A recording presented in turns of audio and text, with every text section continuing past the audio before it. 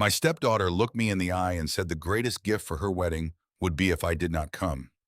She told me I was not her real dad. I was just Robert, the man who wrote the checks. My wife sat right there next to her and stayed silent. She did not defend me. She did not say a word. So, I did exactly what they asked. I disappeared. But before I left, I made sure I took everything that belonged to me. After selling the house they were sleeping in and canceling every single wedding vendor, the only thing I left in the empty kitchen was a folding chair and a receipt for $0. It was the shock of their lives. Before I tell you how I dismantled their world in 72 hours, let me know where you are watching from in the comments below. Hit like and subscribe if you believe that loyalty is expensive and betrayal should never be free. My name is Robert Sullivan. I am 68 years old, and for the last 15 years, I have been the silent engine keeping a luxury lifestyle afloat for people who secretly despise me. I spent my life looking at spreadsheets, calculating risks as a chief financial officer for a Fortune 500 company. I know how to spot a bad investment. I just never realized the worst investment of my life was sleeping in the master bedroom and living in the guest room down the hall. Last Friday night was supposed to be a celebration. We were at Le Bernardin, one of the most expensive seafood restaurants in Manhattan. The lighting was dim, the tablecloths were crisp white, and the air smelled of old money and quiet judgment. I was sitting across from my wife, Patricia, and her 26-year-old daughter, Madison. Madison was glowing. She had that influencer shine, the kind that comes from weekly facials and a life free of manual labor. She was scrolling through her phone, probably checking the engagement on her latest post about wedding stress. I sat there sipping my sparkling water, waiting. The waiter placed the bill on the table. It was heavy-bound in leather. Without looking up, Madison slid a cream-colored envelope across the table toward me. It was the official wedding invitation. The paper was thick, hand-pressed cotton with gold leaf lettering. I knew the texture well because I was the one who paid $5,000 for the printing. I opened it expecting to see my name listed as the host. Traditionally, the father of the bride, or in this case the stepfather who paid for everything, is listed at the top. I scanned the elegant script. Mr. and Mrs. Gary Miller request the honor of your presence at the marriage of their daughter. Madison? I froze. Gary Miller? Her biological father? The man who had not paid a dime in child support since 1998? The man who showed up once a year with a hangover and a cheap toy, then disappeared when the rent was due? My name was nowhere on the invitation. I looked up at Madison. She was not looking at me. She was using her butter knife to dissect a scallop. Madison, I said, keeping my voice low. I think there is a misprint. My name is missing. She finally looked up. Her eyes were the same shade of blue as her mother's, and they held the same capacity for cruelty. It is not a mistake. Robert. We talked about it. Gary is walking me down the aisle. I felt a cold pressure in my chest. I placed the invitation down. But Gary is not hosting this wedding. I am. I have already put down $80,000 in deposits. The venue, the flowers, the catering. Gary has not contributed a cent. Madison sighed, the kind of dramatic sigh she used when a waiter brought her tap water instead of bottled. Please do not make this about money, Robert. You always make it about money. This is about aesthetics. Out. Gary is my real dad. He has that rugged artistic look. It fits the vintage vineyard vibe we are going for. You have to admit you are a bit corporate. You look stiff in photos. We want the pictures to be perfect for Vogue. I looked at Patricia, my wife of 15 years, the woman I had taken on cruises to the Mediterranean, the woman whose debts I cleared when we got married. Surely she would speak up. Surely she would say, Madison, that is incredibly disrespectful to the man who paid for your teeth to be straightened and your degree from NYU. I waited. Patricia took a sip of her Chardonnay. She dabbed her lips with the napkin and avoided my eyes. Honey, she said softly to me, not to Madison. It is her special day. We just want her to be happy. Gary is family. You know how sensitive he is about his status. We do not want him to feel excluded. Excluded. The word hung in the air. The man who abandoned them was family. The man who paid the mortgage was an accessory that did not match the decor. I looked down at the leather bill folder. $800 for a dinner where I was told I was not photogenic enough to be a father. I did not yell. I did not flip the table. Years in the corporate boardroom had taught me that when you are emotional, you lose leverage. I pulled out my American Express black card. The heavy metal card clinked against the china. I understand, I said. I want the photos to be perfect, too. Madison clapped her hands together. Thank you, Robert. I knew you would get it.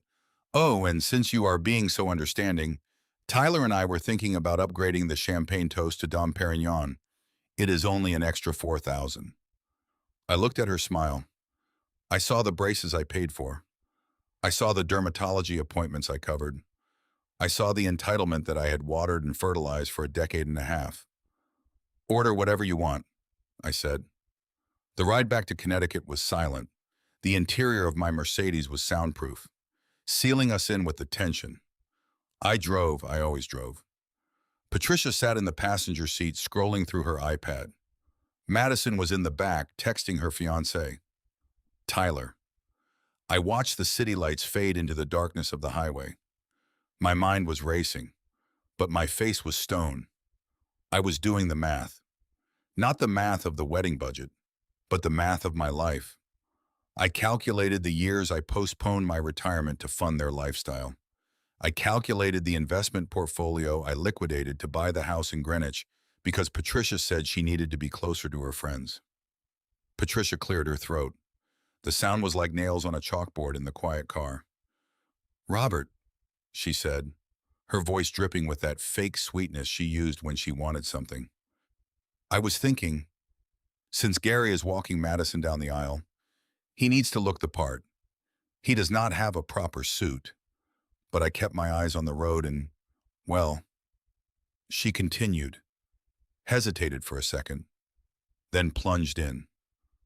You have that beautiful charcoal Armani suit in your closet, the one you wore to the gala last year. You and Gary are about the same size now that he has lost some weight. I was wondering if we could borrow it for him just for the weekend. We do not want him looking shabby next to Madison. I gripped the steering wheel so hard my knuckles turned white. They did not just want to replace me. They wanted to strip me for parts. They wanted to dress the deadbeat dad in my clothes so he could play the role of the successful patriarch. It was almost funny. It was grotesque. I took a breath, a slow, deep breath. If I exploded now, they would paint me as the villain. They would say I was jealous, petty, controlling. I needed to be smarter. I needed to be the ghost they thought I was. Sure, I said. My voice sounded flat even to my own ears. He can borrow the suit. Really? Patricia sounded surprised. Oh, thank you. Honey, you are being so big about this. I know it is awkward, but it means the world to Madison. From the back seat, Madison chirped. Thanks, Robert. You are a lifesaver. Gary is going to look so hot. Hot. She was talking about her father. I felt a wave of nausea. I turned on the radio to drown out their voices. I put on a classical station, letting the violins fill the space. I needed to think. I needed a plan. The wedding was in 3 weeks. The final payments for the venue and the caterer were due in 5 days. That was my window. 5 days to dismantle 15 years of lies. We pulled into the driveway of the colonial house I bought 3 years ago. It was a sprawling estate with white pillars and a manicured lawn that cost more to maintain than most people earned in a year. The porch light was on. It looked like the American dream. Inside it was a hollow shell. I carried the shopping bags inside. Madison went straight to her room to FaceTime Tyler. Patricia went to the kitchen to pour herself another glass of wine. I told them I had some work to finish in my study. I walked down the hallway to my office. The house was filled with things I had paid for. The Persian rug in the foyer, The abstract painting in the hallway that Madison insisted was an investment. The grand piano that no one played. I felt like a stranger walking through a museum of my own exploitation. I entered my study and closed the door. This was the only room in the house that felt like mine. It was lined with mahogany bookshelves and smelled of old paper and leather. I sat down at my heavy oak desk. I did not turn on the computer. I just sat there in the dark for a moment listening. I could hear Patricia's voice coming from the kitchen. She must have thought I was out of earshot. Or maybe she just didn't care anymore. She was on the phone. He actually said yes to the suit. Patricia was laughing. A high, tinkling laugh that sounded like breaking glass. I know, right? I thought he would put up a fight. But he is so desperate to be liked. He just rolled over. There was a pause while the person on the other end spoke. I knew instantly who it was. Gary. Yeah, well, he is useful. Patricia continued. We just need to keep him sweet until after the honeymoon expenses are covered. Madison wants to go to the Maldives. It is going to be another 20 grand. Once the wedding is over, we can talk about the house. I think I can convince him to downsize to a condo so we can cash out some equity. You could get that truck you wanted. My blood ran cold. It wasn't just about the wedding. It was a long-term parasitism. They were planning to bleed me dry and then discard the husk. I heard Gary's voice faint and tinny through the speakerphone. What an old fool. Does he suspect anything about the prenup? No, Patricia scoffed. He thinks he is so smart with his finance degree, but he is soft when it comes to family. He sees himself as the savior. It is pathetic, really. He is just an old ATM machine that needs a little oiling now and then. An old ATM machine. That was it. That was the sentence that severed the last thread of affection I held for these people. The anger that had been simmering in my gut flash boiled into something else. Something colder. Something lethal. I stood up and walked to the painting behind my desk. I swung it aside to reveal the wall safe. I spun the dial, left to 32, right to 15, left to 8. The heavy steel door clicked open. Inside were stacks of documents, passports, and backup hard drives. I reached for a blue folder at the bottom. It was labeled Premarital Assets and Estate Planning. I pulled it out and laid it on the desk. I turned on the green banker's lamp. The light pooled on the documents. I opened the folder. Right on top was the deed to the house. I ran my finger over the legal description. Purchased by Robert Sullivan. Sole owner. Because Patricia had credit issues from her first marriage to Gary. Her name was never on the deed. We had signed a prenup that stated any asset acquired with funds from my pre-retirement accounts remained sole property. I looked at the next document, the Revocable Living Trust. It controlled the access to the accounts Patricia used for her daily spending. I looked at the wedding vendor contracts. Every single one of them was signed by me. Not Madison, not Tyler, me.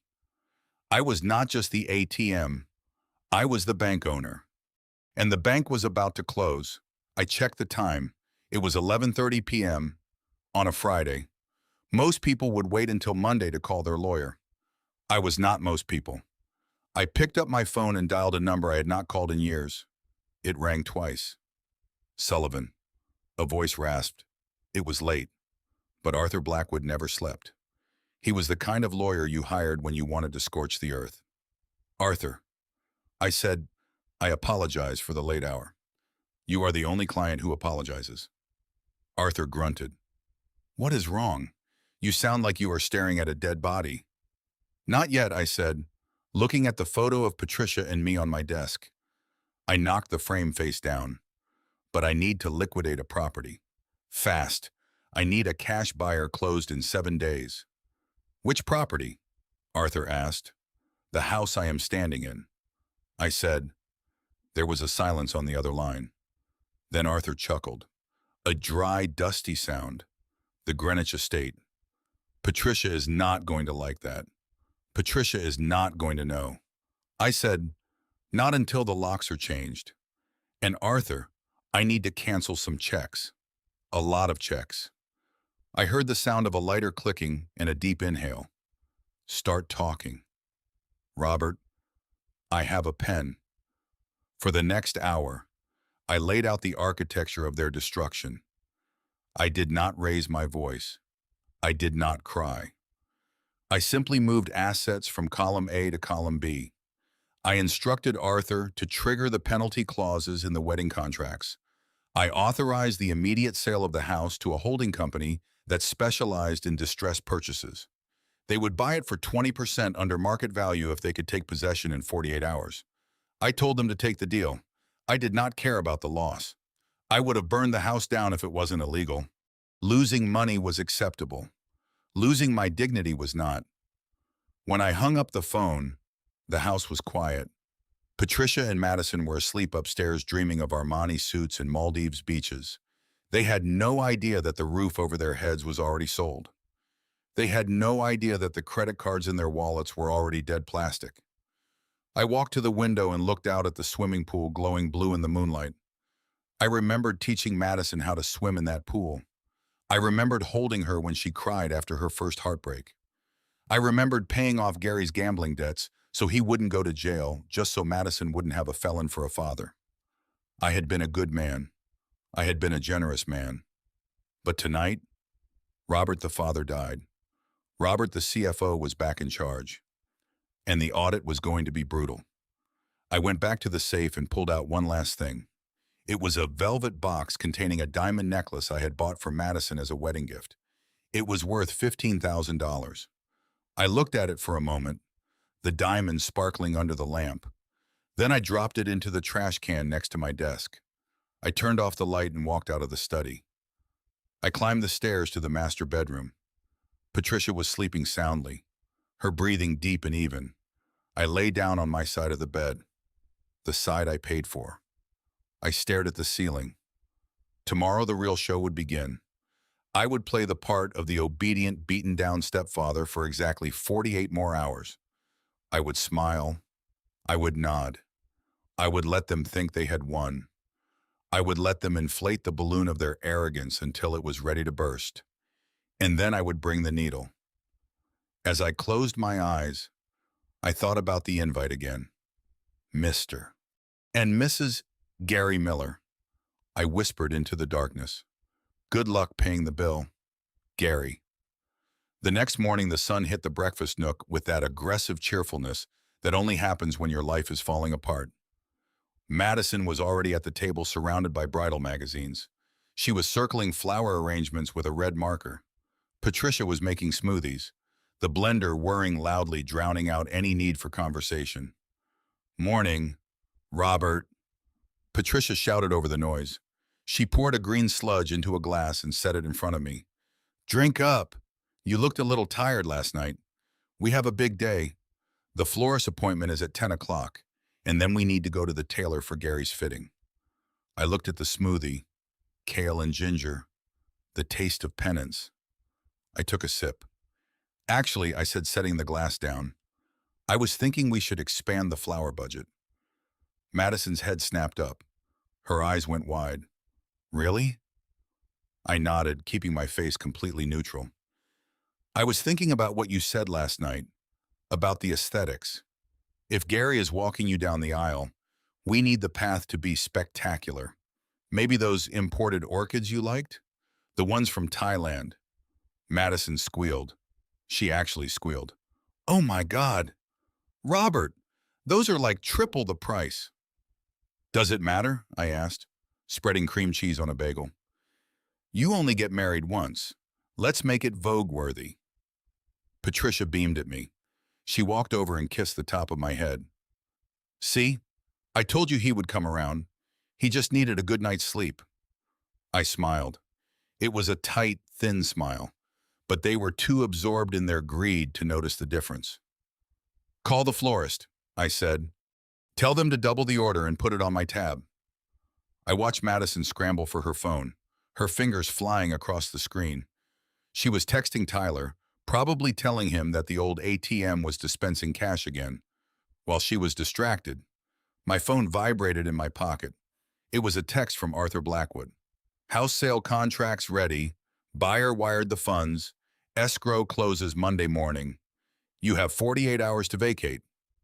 I felt a surge of adrenaline. It was done. The clock was ticking. We spent the day hemorrhaging money. At the florist, I approved a $20,000 archway. At the tailor, I paid for expedited alterations on my own suit so it would fit Gary's beer gut. I stood there in the fitting room watching the tailor pin the fabric of my Italian wool suit around the man who had slept with my wife while I was at work 20 years ago. Gary was preening in the mirror. "Not bad, Bob," he said, looking at my reflection. "You have good taste. Little tight in the shoulders, but I make it work." "You certainly do," I said. He turned to me, lowering his voice. "Hey, about the bachelor party. Tyler and I were thinking Vegas. Just a quick weekend. We might need a little injection of funds. You know to do it right." I looked at him. This man had no shame. It was a bottomless pit of need. "Send me the itinerary, Mom," I said. "I will take care of it." Gary clapped me on the back. "You're a good sport, Bob. I don't care what Patty says about you being a bore. You're all right." I mentally added Vegas trip to the list of things I would cancel on Monday. The weekend was a blur of spending. I became the yes man they had always wanted. I approved the premium open bar. I approved the live string quartet. I approved the fireworks display. With every yes, I saw Madison's respect for me diminish. To her, I wasn't a father being generous. I was a servant knowing his place. By Sunday night, the estimated cost of the wedding had ballooned to $150,000. Madison was ecstatic. Patricia was smug. Gary was drunk on my scotch. I went to my study and printed out a single document. It was the confirmation of the cancellation of all credit cards effective. Monday at 9 a.m., I placed it in my briefcase next to the house sale papers. Monday morning arrived with gray skies. I dressed in my work clothes even though I was retired. Old habits. "Where are you going?" Patricia asked from the bed. She was wearing a silk eye mask. "Meeting with the financial planner." I lied effortlessly. "Just moving some funds around to cover the wedding checks." "Good," she mumbled, rolling over. "Make sure you transfer enough for the honeymoon, too." I walked downstairs. The house was silent. I looked at the living room one last time. I looked at the spot on the rug where I had played horsey with Madison when she was 10. I felt a pang of sadness, sharp and sudden. It didn't have to be this way. If they had shown me 1 ounce of gratitude, if they had just invited me to the wedding as a father. But they didn't. I walked out the front door and locked it. I keyed in the code to the lockbox I had installed on the porch railing earlier that morning. I placed the house key inside. I walked to my car. I did not look back. I drove to a coffee shop in town and ordered a black coffee. I sat by the window and waited. At 9 a.m., my phone buzzed. It was a notification from the bank. All accounts frozen. Authorized user cards declined. At 9:15 a.m., the first text came. It was from Madison. "Dad, I'm at the spa. My card just got declined. It's embarrassing. Can you fix it?" I did not reply. At 9:30 a.m., the real estate agent called. "The moving crew is at the house, Mr. Sullivan. They are asking if the residents are ready to leave." I took a sip of my coffee. "Proceed," I said. I could only imagine the scene. Patricia waking up to burly men packing her life into boxes. The confusion, the screaming, the realization that the ground had vanished beneath her feet. At 10 a.m., my phone began to ring. Patricia, Madison, Gary, Tyler, the florist, the caterer, the wedding planner. I watched the screen light up, name after name. I felt a strange sense of peace. The silence of the car ride on Friday had been oppressive. But this silence, the silence of not answering, it was the most beautiful sound I had ever heard. I let it ring. I had a busy day ahead. I had a flight to catch. But first, I had one last stop to make. I needed to leave them a parting gift. I drove back to the house one last time. The moving trucks were already filling up. Patricia was on the front lawn wearing her bathrobe, screaming at a man with a clipboard. She looked wild, desperate. I parked down the street and watched. She spotted my car. She started running towards me, her face twisted in rage. "Robert!" she screamed. "What have you done?" I rolled up the window and drove away. This is the end of chapter 1. The bomb has been dropped. The explosion has just begun. If you want to see how they try to fight back and how I crush their counterattack with nothing but the law and the truth, hit that subscribe button. You do not want to miss the fallout. The weekend became a masterclass in psychological warfare. I had spent 40 years in finance learning how to spot a bubble, how to identify when a market was inflated by hype and greed before the inevitable crash. Now I was not just spotting the bubble. I was the one pumping the air into it. I watched them with a detached clinical curiosity as their appetites grew to match the imaginary budget I had laid out for them. Saturday morning started at the Floral Design Studio in downtown Greenwich. The air inside was thick with the scent of lilies and eucalyptus, a smell that usually reminded me of funerals. Madison was sitting across from the lead designer, a woman named Celine who had dollar signs in her eyes the moment she saw my watch. Madison was holding a sample bouquet of white roses. It was tasteful. It was modest. It was affordable. "It is nice," Madison said, but her voice lacked conviction. She looked at the price sheet and bit her lip. "The total is already at $8,000. Robert, are you sure we can go higher?" I sat back in the velvet chair, crossing my legs. I looked at Tyler, her fiancé. He was scrolling through his phone, likely checking his fantasy football stats, completely disengaged from the financial burden he was about to assume. "Madison," I said, my voice smooth and reassuring, "do not look at the price tag. Look at the legacy. These photos will last forever. Do you want to look back at your wedding album and see budget roses? Or do you want to see a cascading waterfall of orchids that screams royalty?" Madison's eyes lit up. She looked at Celine. "Show us the orchids." Celine beamed. She pulled out a new portfolio. The designs were extravagant. Arches made of imported white phalaenopsis orchids. Centerpieces that required structural engineering to stand upright. A flower wall for the Instagram station. The estimate came back at $28,000. Tyler finally looked up from his phone. "Whoa, that is the price of a car." I leaned forward, locking eyes with the young man who had never held a steady job for more than 6 months. "Tyler," I said, "it is an investment in your image.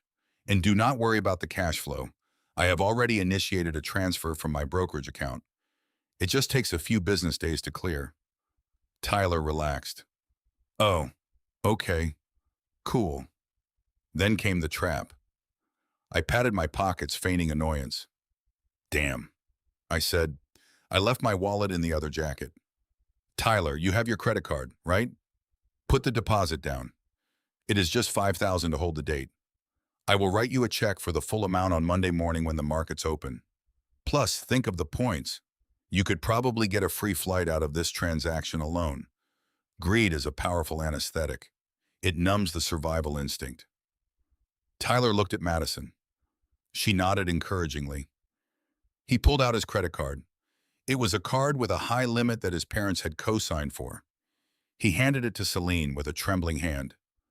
"Put it on the card," he said, trying to sound like a big shot. I watched the machine beep. Approved. The trap was set. The contract was in Tyler's name. The liability was his. The promise of reimbursement was just air. We moved from the florist to the caterer. This was supposed to be a simple tasting, but I had other plans. The original menu was chicken cordon bleu, safe, boring, cheap. Gary met us there. He was wearing a polo shirt that was too tight, looking like he had just rolled out of bed. He sat at the head of the table as if he were paying the bill. "The chicken is dry," Gary announced, tossing his fork onto the plate. "If I am walking my girl down the aisle, we cannot serve dry chicken. It reflects poorly on the family." I suppressed a laugh. The only thing reflecting poorly on this family was the man sitting at the head of the table. But I nodded in agreement. Gary is right, I said.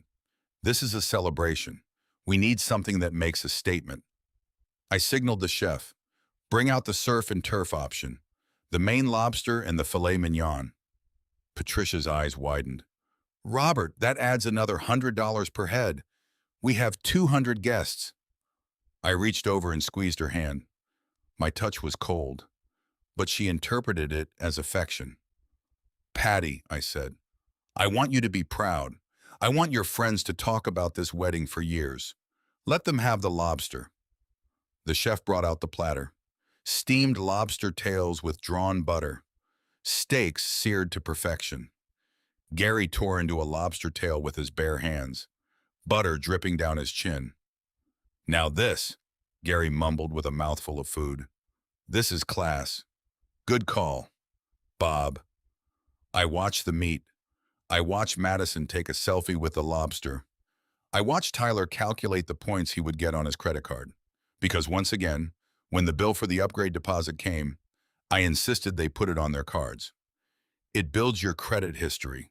I told them, it looks great for mortgage applications when you show you can pay off large balances. I will clear it all on Monday. They signed, they ate, they laughed. They were feasting on their own future bankruptcy. By Sunday afternoon, the bubble was enormous. We had upgraded the bar to the premium platinum package. We had hired a 12-piece jazz orchestra instead of a DJ. We had booked a vintage Rolls-Royce for the getaway car. Every single contract was signed by Madison or Tyler. Every single deposit was paid with their credit cards or the emergency savings account Tyler's parents had given him for a house down payment. Total estimated debt they had accrued in 48 hours, $65,000. Sunday night, we gathered in the living room. The mood was electric. Madison was high on the adrenaline of spending. Patricia was looking at me with a newfound respect, or perhaps just satisfaction, that I had finally learned my place as the financier. Gary was there too. Of course, he was drinking my 20-year-old scotch reclining in my leather armchair. To the happy couple, Gary toasted raising his glass, and to me for making such beautiful children. Patricia giggled. And to Robert, she added as an afterthought, for being so supportive. I raised my glass of water. To Monday, I said. They thought I was toasting the day I would transfer the money. They had no idea I was toasting their execution. Later that night, I went to my study. I needed to make sure the timeline was perfect. The house sale would close at 9 a.m. The movers were scheduled for 10 a.m. My flight to Italy was at 2 p.m. I sat at my desk and looked at the stack of receipts Madison had proudly handed me. She wanted me to have them, so I knew exactly how much to write the check for. I picked up my checkbook. I uncapped my fountain pen. The ink was black. Permanent. I wrote the date. Monday. I wrote the payee. Madison Miller. I wrote the amount, then I stopped. I looked at the check. It was a beautiful piece of paper. It represented safety. It represented a father's love. I ripped it out of the book. I tore it in half. Then I tore it again and again until it was just confetti. I dropped the pieces into the wastebasket. There would be no check. There would be no transfer. There would be no rescue. I walked to the window and looked out at the driveway. Tyler's car was parked next to Madison's. They were staying the night. They wanted to be close to the bank in the morning. They were sleeping in a house that didn't belong to them anymore. They were spending money that didn't exist. They were planning a future on a foundation of sand, and the tide was coming in fast. I went upstairs to the guest room. I had moved my things in there quietly throughout the day. My suitcases were packed and hidden in the closet. My passport was in my jacket pocket. I lay down on the single bed. It was uncomfortable, but it felt better than the king-size bed in the master suite. That bed was full of lies. This bed was honest. I closed my eyes and listened to the silence of the house. It was the calm before the storm. In a few hours, the sun would rise on a new reality. I fell asleep dreaming of lobster shells and withered orchids. When I woke up, the digital clock read 5 a.m. It was Monday. I got up, showered, and dressed in my travel clothes. I moved silently through the house. I could hear Gary snoring from the living room sofa. He had passed out there last night. I walked into the kitchen. The granite countertops were cold. This was the stage for the final act. I pulled the envelope from my jacket. Inside was the letter I had written, the eviction notice from the new owners, and the cancellation receipts for the few things that were actually in my name. I placed the envelope in the center of the kitchen island. I pulled up a single folding chair and placed it facing the envelope. It looked like an art installation, a monument to consequences. I checked my watch. 5:30 a.m. The moving crew for the heavy furniture, the things I was selling not keeping, would be here in 4 hours. But I would be gone by then. I picked up my suitcase. I walked to the back door. I paused and looked at the family photos on the wall. Madison's graduation, Patricia and me in Hawaii, Gary holding a beer at a barbecue. I took them all down. I did not want them. I stacked them on the floor face down. I opened the door and stepped out into the cool morning air. The sun was just starting to bleed over the horizon, painting the sky in shades of bruised purple and angry orange. I got into my car. I started the engine. I looked at the house one last time. "Goodbye," I whispered. I put the car in gear and drove away. The bubble was full. It was floating high in the sky, shimmering and beautiful, and I had just let go of the string. While Madison and Tyler were busy burning through their credit limits on lobster and imported orchids, I was sitting in a booth at the back of a 24-hour diner 3 towns over. The vinyl seat was cracked and the air smelled of burnt coffee, a stark contrast to the luxury I had just left behind. But this was where business was done when you did not want to be seen. Across from me sat a man who looked like a shark in a cheap suit. His name was Mr. Kane, a representative for a private equity firm that specialized in distressed assets. They bought homes for cash, no questions asked, as long as the price was right and the closing was immediate. On the table between us lay a thick stack of documents: the deed to my house in Greenwich, the appraisal report from last year valuing the property at $2.8 million, and the contract Mr. Kane had just slid over to me. I put on my reading glasses and looked at the number on the bottom line. 2.1 million.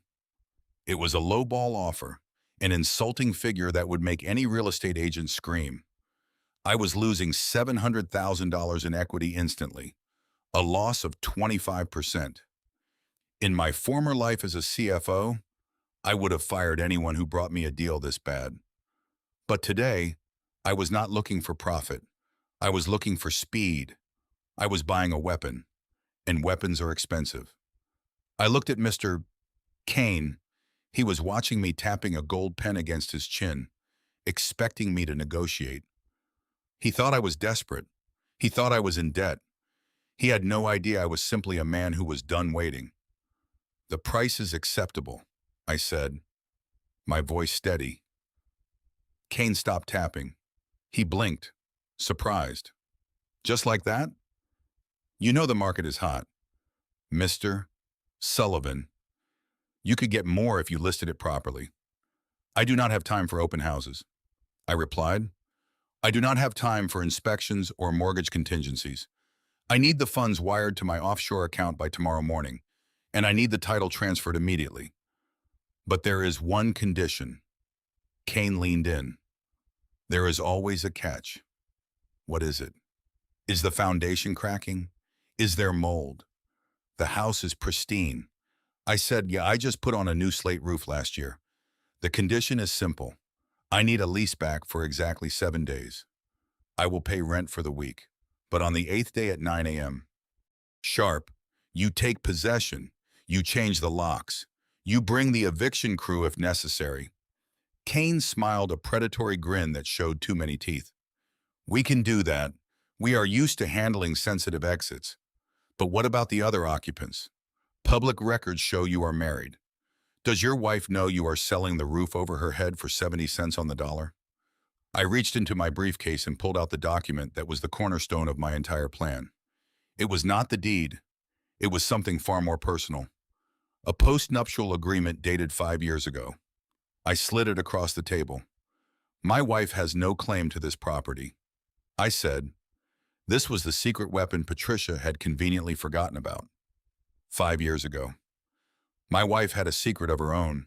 She had developed a gambling habit. It started with bingo, then moved to slot machines, and finally ended in the high-stakes rooms of Atlantic City.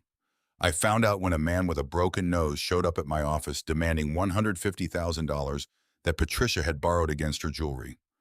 She was terrified. She was weeping on the floor of our living room, begging me to save her, promising she would never do it again. I saved her. I paid the debt. I made the problem go away. But I am a businessman. I do not give away money without securing collateral. I told her I would pay off her mistakes, but she had to sign a post-nuptial agreement. It stated clearly that in exchange for my financial bailout, she waived all rights to my premarital assets, specifically the Greenwich estate and my retirement accounts. She signed it without reading it. She was so desperate to escape the consequences of her gambling that she would have signed her soul away. She probably thought I would never use it. She probably thought I was too soft, too in love, too weak to ever enforce a contract against the woman I slept next to. She was wrong. Mr. Kane flipped through the legal pages. He read the waiver clause. He whistled low and impressed. Ironclad, he said. You really tied her hands. I did not tie her hands, I said, taking the document back. I just refused to be the one who drowned with her. I picked up the pen. The ink flowed smoothly onto the paper. Robert Sullivan. I signed my name 3 times. With each signature, I felt the weight of the house lifting off my shoulders.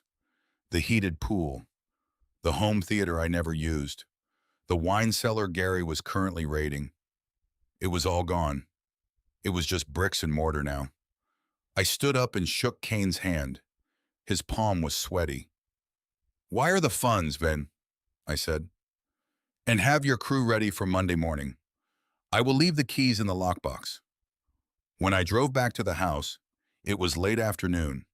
The sun was casting long shadows across the lawn, making the white pillars look like the bars of a golden cage. I pulled into the driveway and saw Patricia standing by the front door. She was holding fabric swatches up against the exterior brickwork. She waved at me, smiling. She looked happy, safe, secure. Robert. She called out as I got out of the car. I was thinking, since we are doing so much for the wedding, maybe next month we should repaint the exterior. This white is getting a little dingy. I was thinking of a soft cream color.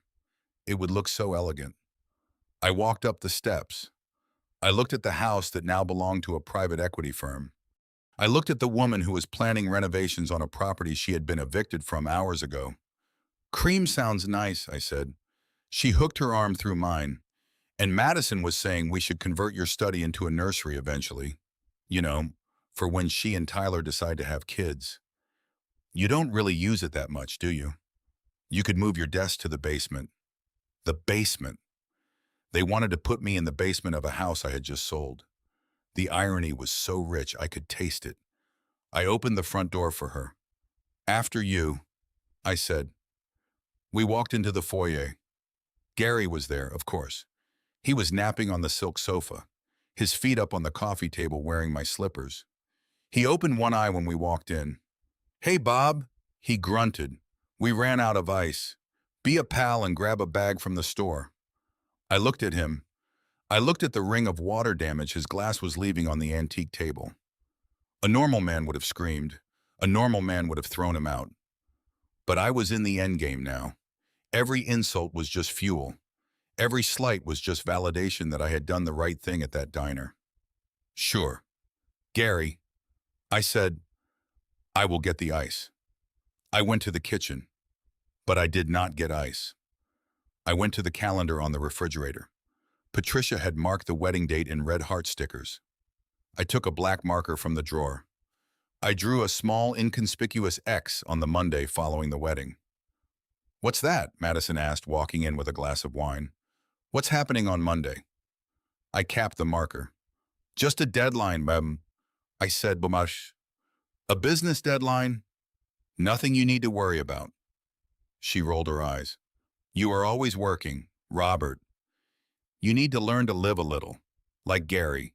He knows how to relax. I smiled at my stepdaughter, the girl whose tuition I paid, the girl whose car insurance I covered, the girl who was about to learn the hardest lesson of her life. You are right, Madison, I said softly. I am going to learn to relax starting very soon.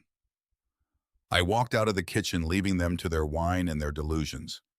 I had 7 days left in this house, 7 days to pack my life into boxes while they planned a party, 7 days to watch them walk toward the cliff edge, smiling the whole way.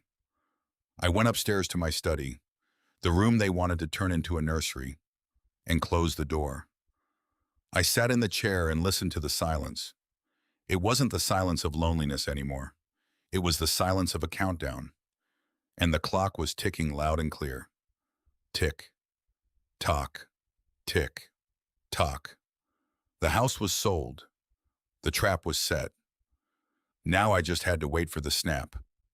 The clock on the wall of my study ticked past 4 o'clock in the afternoon. The sunlight was beginning to slant through the blinds, cutting the room into strips of light and shadow. I sat in my leather chair, the one I had bought after my first big promotion 20 years ago, and waited. The house was quiet, but it was a deceptive quiet. It was the silence of a trap waiting to be sprung. On the desk in front of me lay the charcoal gray Armani suit. It was freshly dry cleaned, wrapped in plastic, looking like a body bag for a ghost. I heard the front door open without a knock. That was Gary. He never knocked anymore. Since Friday, since the moment Madison had declared him the father of the bride, he had been walking into my home as if he held the deed. I heard his heavy footsteps on the hardwood floor, the scuff of cheap rubber soles against the expensive oak planks. He was whistling. It was a tune I did not recognize, but it sounded arrogant. "Hey, Bob," he called out. His voice echoed in the hallway. "You in the dungeon?" I did not answer. I just watched the door. A moment later, Gary appeared in the frame.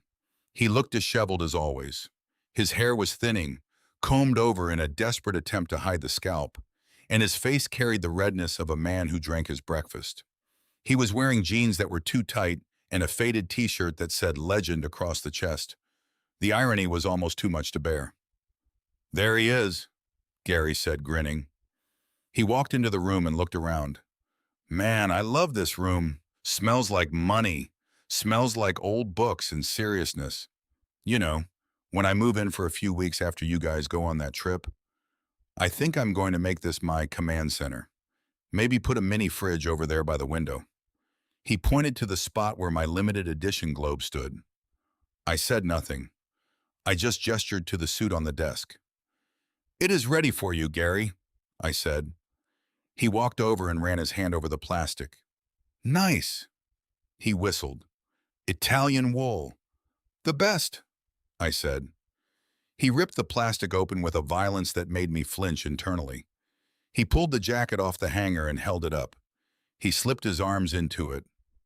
It was a good fit, unfortunately. We were about the same height, though he carried his weight in his gut, while I carried mine in my chest. He buttoned it, struggling slightly with the middle button, sucking in his stomach until the fabric strained. He turned to the mirror in the corner. He preened. He adjusted the lapels. He looked at himself like he was the CEO of the world. "Damn," he said softly. "I clean up good. Look at that, Bob. You can put a suit on a jagged rock and make it look smooth. Huh?" "You look appropriate," I said. "Madison will be pleased." Gary turned to face me, leaning against my desk. He crossed his arms. The fabric of my suit stretched across his back. "You know, Bob," he said, his tone shifting from vanity to something sharper, something nastier. "I gotta give it to you. You are taking this whole thing better than I thought you would." I looked him in the eye. "I am a pragmatist, Gary. Madison wants her father. Who am I to stand in the way of biology?" Gary laughed, a wet, hacking sound. "Biology? Yeah. That is the thing, isn't it? You can buy them the houses. You can buy them the cars. You can pay for the fancy degrees. But at the end of the day, blood calls to blood. You are just the resource. I am the source. He picked up a crystal paperweight from my desk and tossed it casually in the air. Patty and I were talking last night. He continued watching the glass spin. She is worried about you. She thinks you are getting too old for this big house. All these stairs, the maintenance, it is a lot for a man in his twilight years. I stayed perfectly still. Is that so? Yeah, Gary said. We were thinking maybe after the wedding, it is time for a change. Sell this place. Use the cash to get you a nice little condo in Florida. Something with a nurse on call. And then, well, the rest of the equity could really help Madison and Tyler get started. And Patty deserves to have some fun, don't you think? She has spent 15 years taking care of you, taking care of me. The woman who had not cooked a meal in a decade. The woman whose gambling debts I had erased. That is an interesting plan, I said evenly. Gary smirked. He set the paperweight down. Look, Bob, do not make this hard. You had a good run. You got to play family man. But now the real man is back. I am going to be around a lot more. Holidays, birthdays, Sundays. It is going to be uncomfortable for you. We are just trying to give you a graceful exit.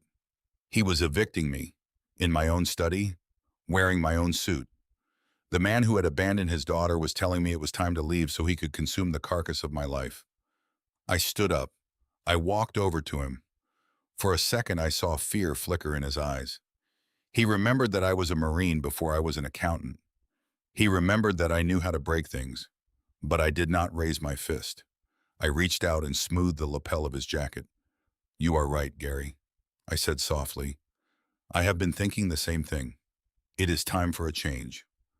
I reached into my pocket. Here, I said, you will need a pocket square to complete the look.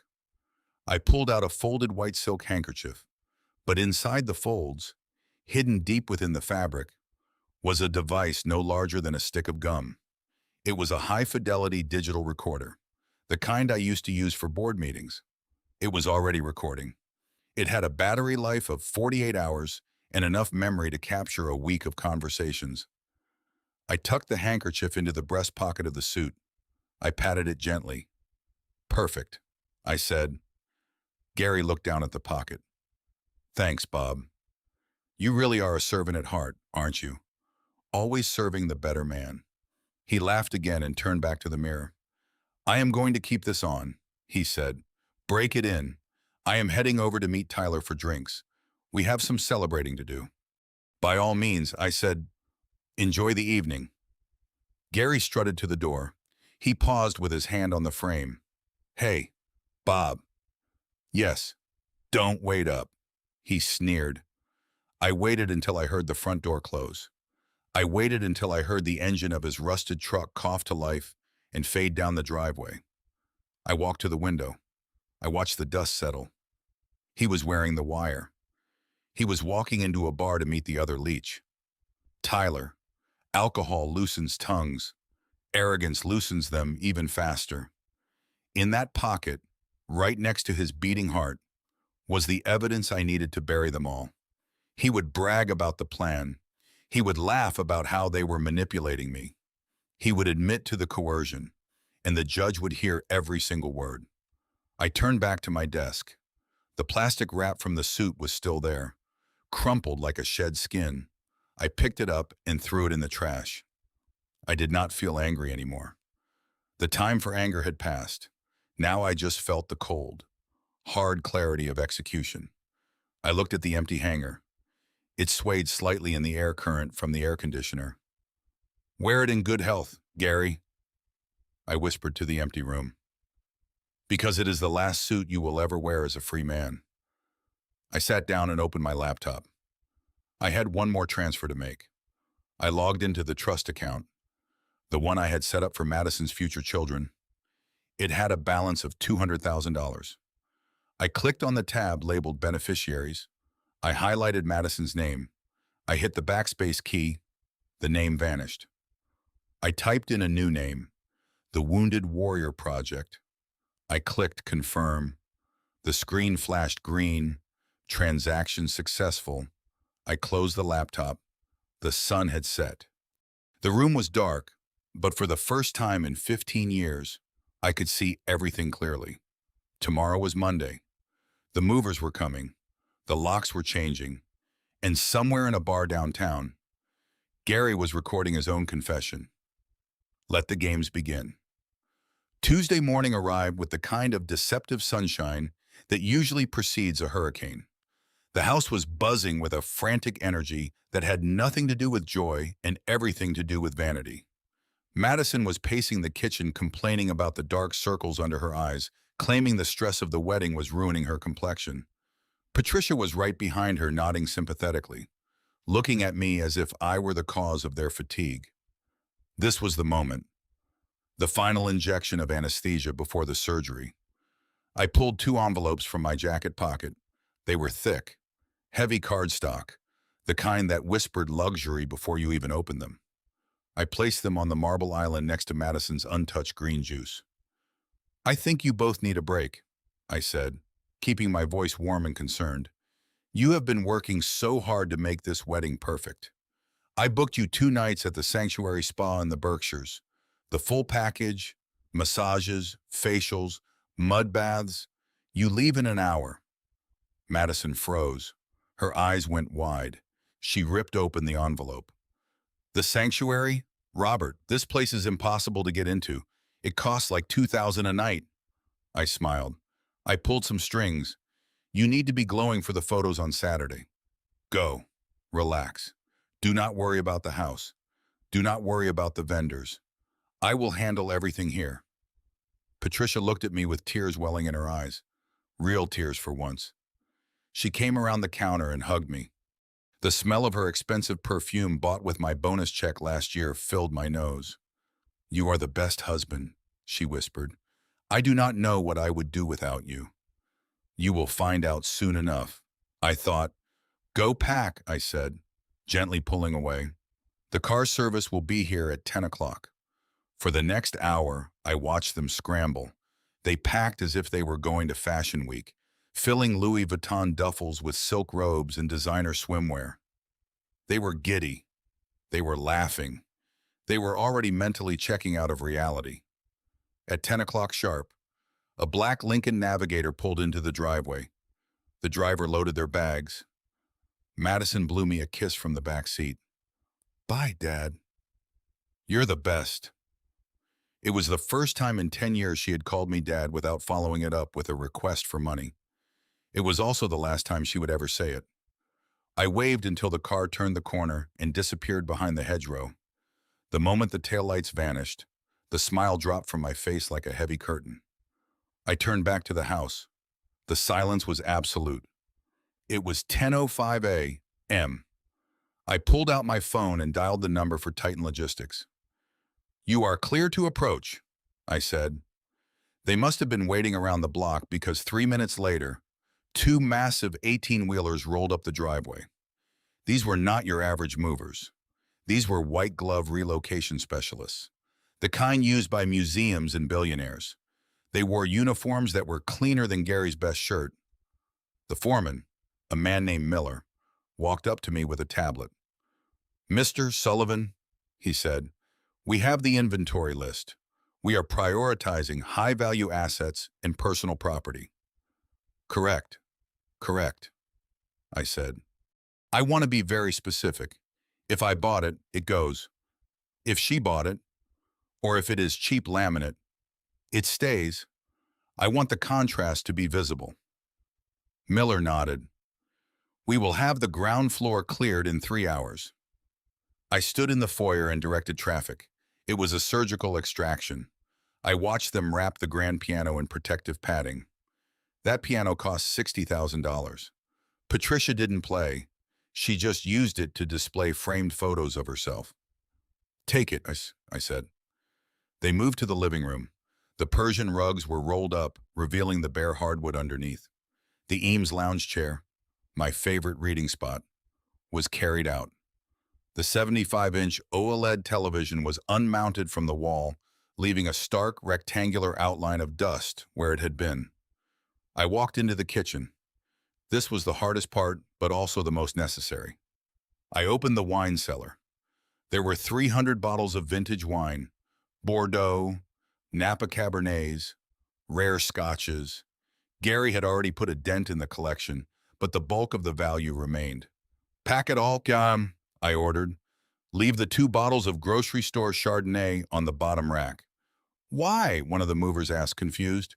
"So they have something to drink when they realize their lives are over," I said. By 2 p.m., the house had undergone a transformation. It did not look like a home anymore. It looked like a warehouse that was going out of business.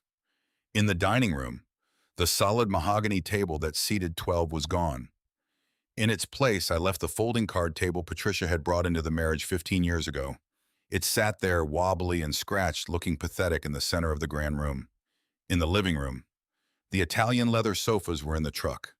All that remained were a few velvet poufs Madison had bought from an online discount store and a beanbag chair that smelled like dog. I went upstairs to the master bedroom.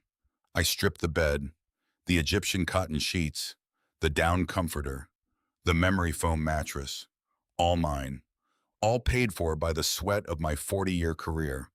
I had the movers take the mattress. I left the box spring. It felt petty, but then I remembered the conversation I had overheard about putting me in the basement. Petty was just a matter of perspective. I went into the closet. My side was already empty. I looked at Patricia's side. Rows of designer dresses, shoes, handbags, tens of thousands of dollars in merchandise. I did not touch a thread of it. Let her keep her costumes. She would need them to maintain the illusion of wealth when she was standing in the unemployment line. The last thing to go was the art. The hallway had been lined with original oil paintings, landscapes of the coast that I had collected over decades. As the movers took them down, the walls looked naked. The hooks remained protruding from the plaster like small metal accusations. At 6 p.m., the trucks were full. The foreman handed me the tablet to sign. "We are heading to the storage facility in New Jersey," he said. "You are all set, Mr. Sullivan." I looked around the foyer. The echo was profound. My footsteps clicked loudly on the floor. The house felt cold, stripped of the insulation of wealth. It was just a structure now, a series of rooms connected by drywall and plumbing. I walked into the kitchen one last time. It was the only room with light, as I had instructed the electric company to cut the power to the rest of the house the next day. I placed the envelope on the counter, the one with the eviction notice and the cancellation receipts. I pulled up the single metal folding chair I had saved from the garage. I placed it facing the envelope. I sat down for a moment. I closed my eyes. I tried to feel guilt. I tried to feel sadness for the woman I once loved. But all I could see was the text message on her phone to Gary, laughing about my stupidity. All I could hear was Madison telling me I was just Robert. I stood up. I was not Robert the husband anymore. I was not Robert the stepdad. I was Robert the ghost. I walked out the back door, locking it behind me. I walked to the front door and keyed the code into the lockbox one last time. I dropped the heavy brass key inside. It made a metallic clink that sounded like a gavel hitting a block. Case closed. I got into my car. The sun was setting, casting long, dying shadows across the lawn. I did not look back at the empty windows. I put the car in drive and headed toward the airport. I had a one-way ticket to Tuscany in my pocket. They had 2 days of massages and cucumber water ahead of them. 2 days of bliss. And then they would come home to the nothingness they had created. I was already 30,000 feet over the Atlantic Ocean, sipping a glass of warm whiskey in economy class, when the Lincoln Navigator pulled back into the driveway of the Greenwich estate. I can picture the scene with absolute clarity, not because I was there, but because I had spent 15 years studying the habits of these two women. I knew exactly how this tragedy would play out, beat by beat, scream by scream. It was Wednesday afternoon. Patricia and Madison were stepping out of the car, their skin glowing from 2 days of exfoliation and seaweed wraps that cost more than my first car. They were laughing. Madison was probably checking her phone, expecting to see the final confirmation from the florist for the orchid archway. Patricia was likely instructing the driver to bring the bags to the foyer, expecting to tip him with cash from the emergency jar I kept in the kitchen. They were floating on a cloud of entitlement, completely unaware that the ground beneath them had been incinerated. The first sign that something was wrong was the silence. Usually, the house hummed, the pool filter, the air conditioning, the landscape lighting, it all made a low, expensive noise. But today, the house was dark. The curtains in the upstairs windows were gone, leaving the glass looking like hollow black eyes staring back at them. Patricia walked up the front steps first, her heels clicking on the stone. She reached for the handle of the front door. It was locked. She frowned. She punched in the code on the smart lock. Her birthday.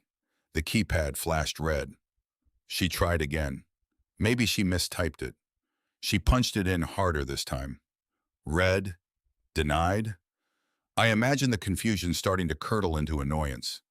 She probably called out my name, thinking I was inside playing a joke, or that I had accidentally engaged the deadbolt. Robert, open the door. The code isn't working. Madison walked up behind her holding a Starbucks cup. Move. Mom, you probably pressed the wrong button. Madison tried her code. The day she graduated high school. Red. Denied. This is the moment the annoyance turned into a cold spike of fear. Because it wasn't just that the door wouldn't open. It was the sound. When you unlock a door in a furnished house, the sound is muffled. When you bang on a door in an empty house, it echoes. It sounds hollow. It sounds like a drum. Madison stepped off the porch and walked to the large bay window of the living room. She cupped her hands against the glass to block out the glare of the afternoon sun. She peered inside. I wish I could have seen her face. I wish I could have seen the moment her brain tried to process the visual data. The living room was gone. The white sofas were gone. The 75-inch television was gone. The rugs were gone. There was nothing but an expanse of hardwood floor that stretched out into the shadows. Mom, she whispered. The house, it's empty. Patricia ran to the window. She gasped, dropping her purse. Her hands scrambled against the glass like a trapped bird. We've been robbed, she screamed. Oh my God. Robert! Where is Robert? Call 911. We've been robbed. They didn't understand. A robber takes the TV and the jewelry. A robber doesn't take the curtains. A robber doesn't take the heavy oak dining table.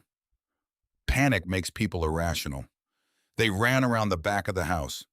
They tried the patio doors, locked. They tried the kitchen window, locked.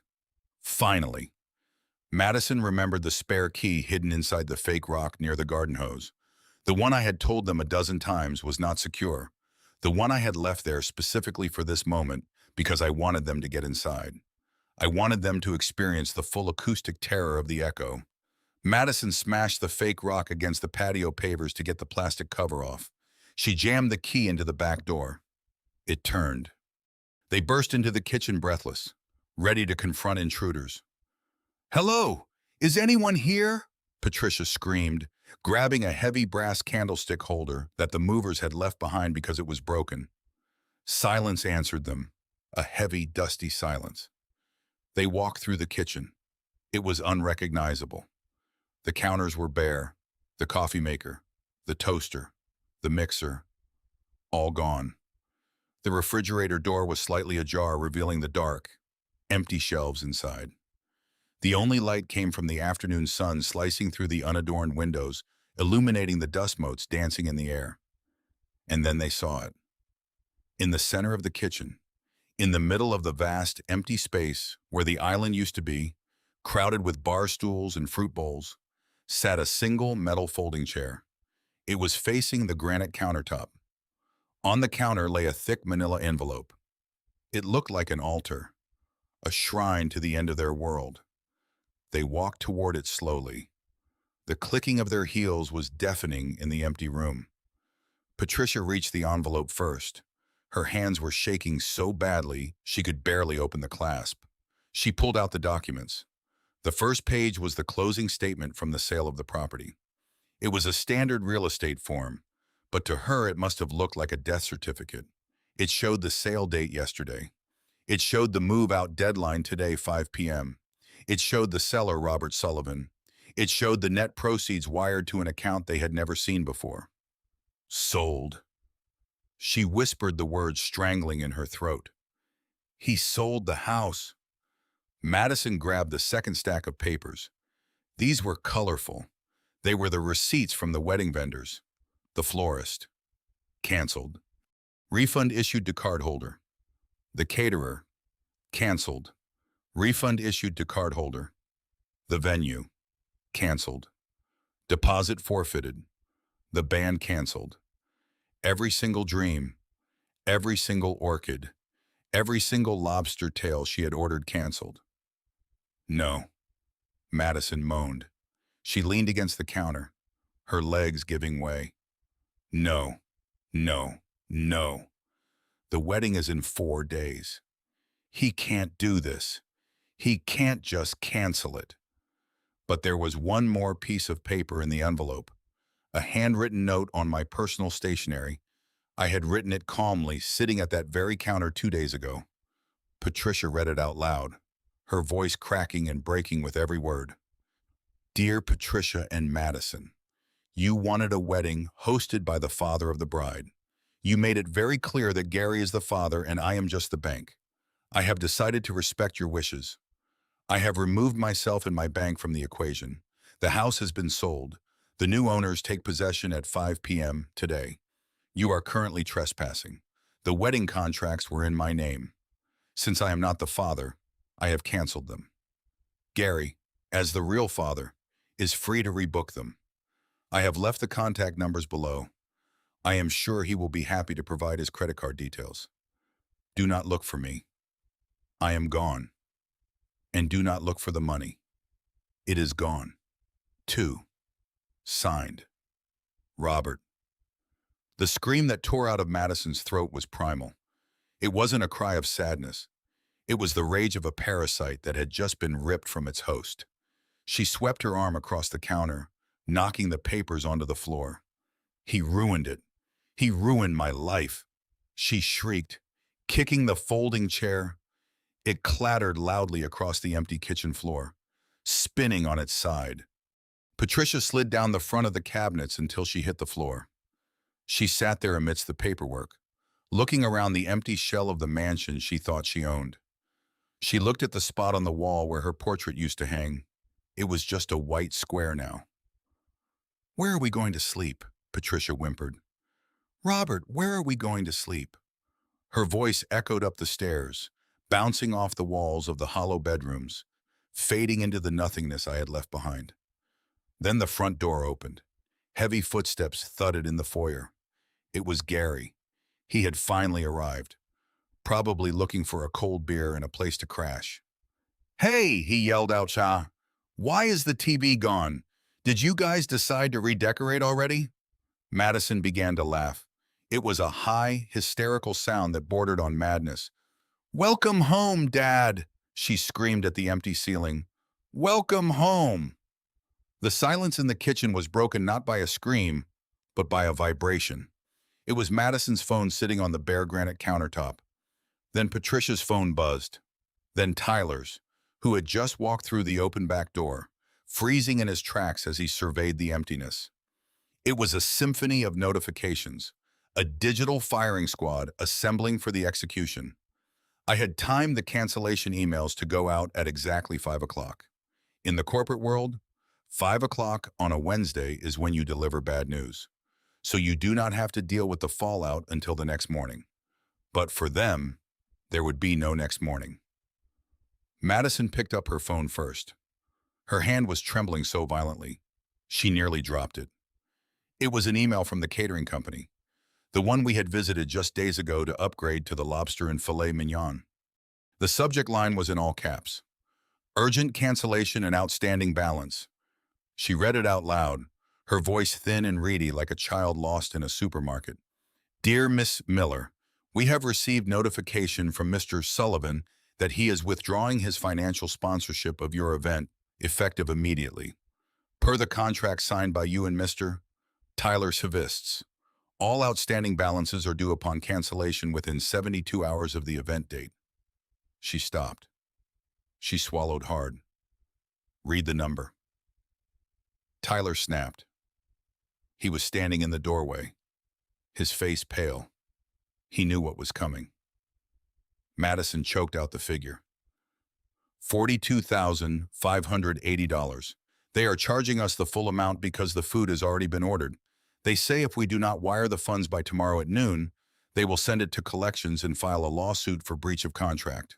40 grand, Gary laughed nervously, cracking a knuckle. That is a mistake. Just call Bob.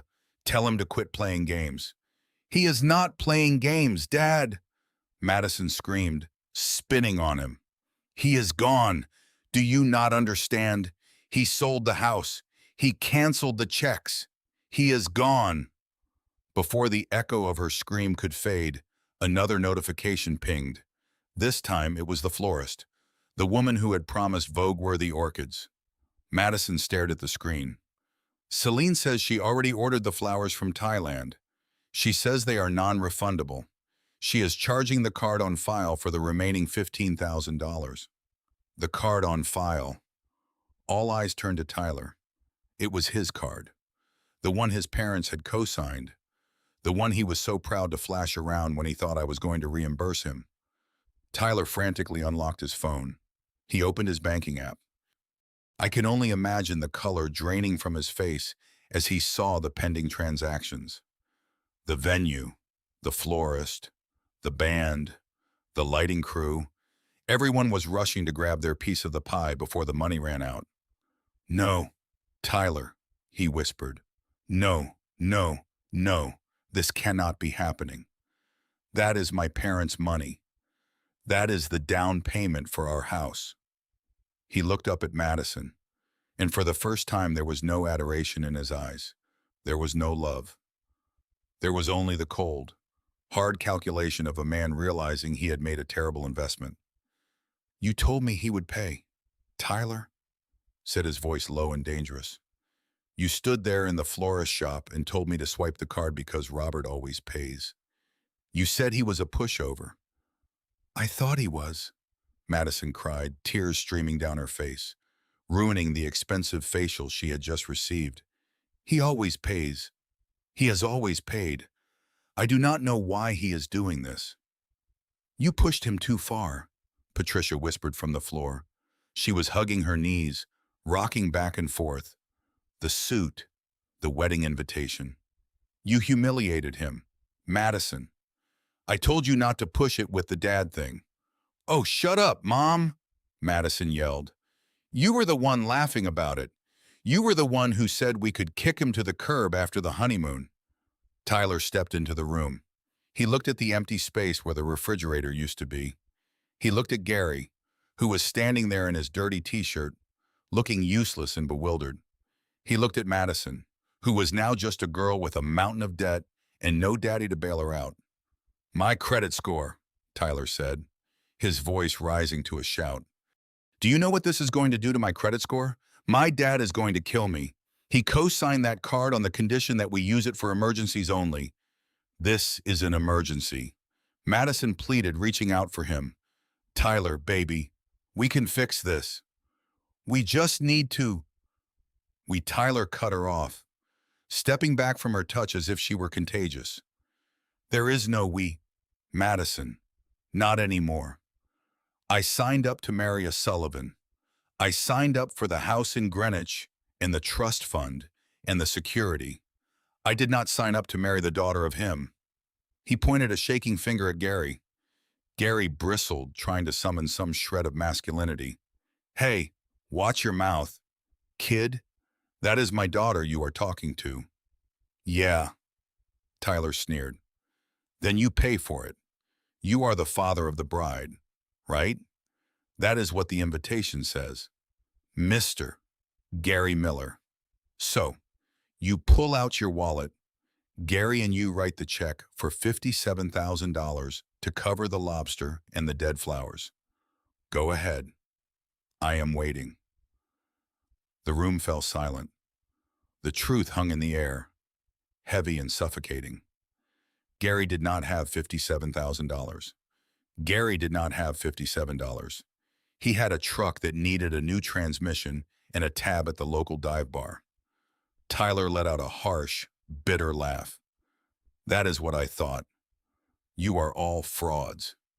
You have been living off that old man's money, acting like you were royalty, and you are nothing. You are absolutely nothing. Tyler turned around. He walked back to the door. Where are you going? Madison screamed, running after him. Tyler, the wedding is in 4 days.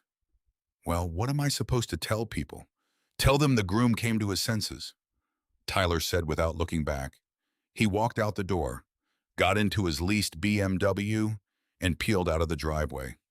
Madison stood in the doorway, watching the taillights disappear just as I had done hours before. But I had left with dignity. She was left with nothing but a cancellation fee. She turned back to the kitchen. Patricia was sobbing quietly. Gary was looking through the empty cupboards, hoping to find a bottle of liquor that the movers might have missed. Madison looked at her phone again. Another email came through. It was from the wedding planner. Dear Madison, due to non-payment of the final installment, we are releasing your date to another couple on the waiting list. Please note that your deposit is non-refundable. She slid down the door frame until she hit the floor. She buried her face in her hands. Robert, she whimpered into the darkness of the empty house. Daddy, please pick up the phone. But the phone she was calling was sitting at the bottom of a trash can in the airport terminal. And the man she was calling was currently ordering a glass of Chianti 4,000 miles away, finally enjoying the silence. I had checked into a suite at the St. Regis in New York City, waiting for my evening flight to Rome. It was a sterile, beautiful room that smelled of starch and expensive lilies, a welcome change from the hollowed-out carcass of the house in Greenwich. I poured myself a glass of sparkling water and opened my iPad. I had silenced my phone, but I knew the storm was raging. I just did not know the wind speed until I logged onto Instagram. I had created a burner account years ago to monitor Madison's spending habits, as she often posted her unauthorized purchases before the credit card bill even arrived. Today, her profile was not showcasing designer bags or avocado toast. It was showcasing a tragedy. She was live. The notification said she had 40,000 viewers. I clicked on the video. Madison was sitting on the floor of the empty kitchen I had vacated hours earlier. She had set up her ring light because, even in the depths of despair, lighting is paramount. She was wearing a hoodie. I recognized it was mine. An old university sweatshirt she had never touched before today. She had wiped off most of her makeup, leaving just enough mascara smudge under her eyes to suggest hours of weeping. Hey guys, she whispered, her voice cracking perfectly. I did not want to make this video. I really didn't, but I don't know where else to turn. She paused, looking down at her hands. The comment section was scrolling so fast it was a blur of broken heart emojis and angry faces. My stepfather, Robert, the man I have called Dad for 15 years. He abandoned us. She looked directly into the camera lens, and for a second, I had to admire the performance. It was Oscar-worthy. He left us with nothing. She continued, a single tear tracking down her cheek. He sold our house without telling us. He canceled my wedding 4 days before the ceremony. He emptied the bank accounts. And the worst part, he did it because he was jealous. I took a sip of water. Jealous. That was the angle. He was jealous that I wanted to reconnect with my biological father. Gary. She sobbed. Gary has been trying so hard to be in my life, and Robert just couldn't handle not being the center of attention. He told me that if I let Gary walk me down the aisle, he would destroy me. I thought he was joking. I didn't think he would actually leave my mom and me homeless. The lie was so audacious. It took my breath away. She had surgically removed her own cruelty, excised the insults, and stitched the narrative back together to make me the monster. She didn't mention the demands for the Armani suit. She didn't mention the phrase "just Robert." She didn't mention the debt she and Tyler had racked up on their own. I watched the comments. The internet mob. That mindless beast that feeds on outrage was fully awake. What a psycho. This is financial abuse. Dox him. Let's find out where he is. Someone needs to teach this old man a lesson. Madison wiped her nose on her sleeve. I don't care about the money. She lied. I just care that he broke my heart. I feel so unsafe. We are sleeping on the floor tonight. If anyone sees him, please just tell him we are sorry for whatever we did to make him this angry. We just want him to come home. It was a masterclass in manipulation. She was not asking for money directly. She was crowdsourcing vengeance. She was painting a target on my back while holding a begging bowl. I closed the iPad. I did not feel anger. I felt a cold, detached satisfaction. In her desperation to destroy me, she had made a fatal tactical error. She had gone public. She had put her lies on the record. In a court of law, a private conversation is hearsay. A live stream with 40,000 witnesses is evidence. She had just handed my lawyer the grounds for a defamation suit that would garnish her wages for the rest of her life. But the internet works faster than the law. I needed to return the rental car before my flight.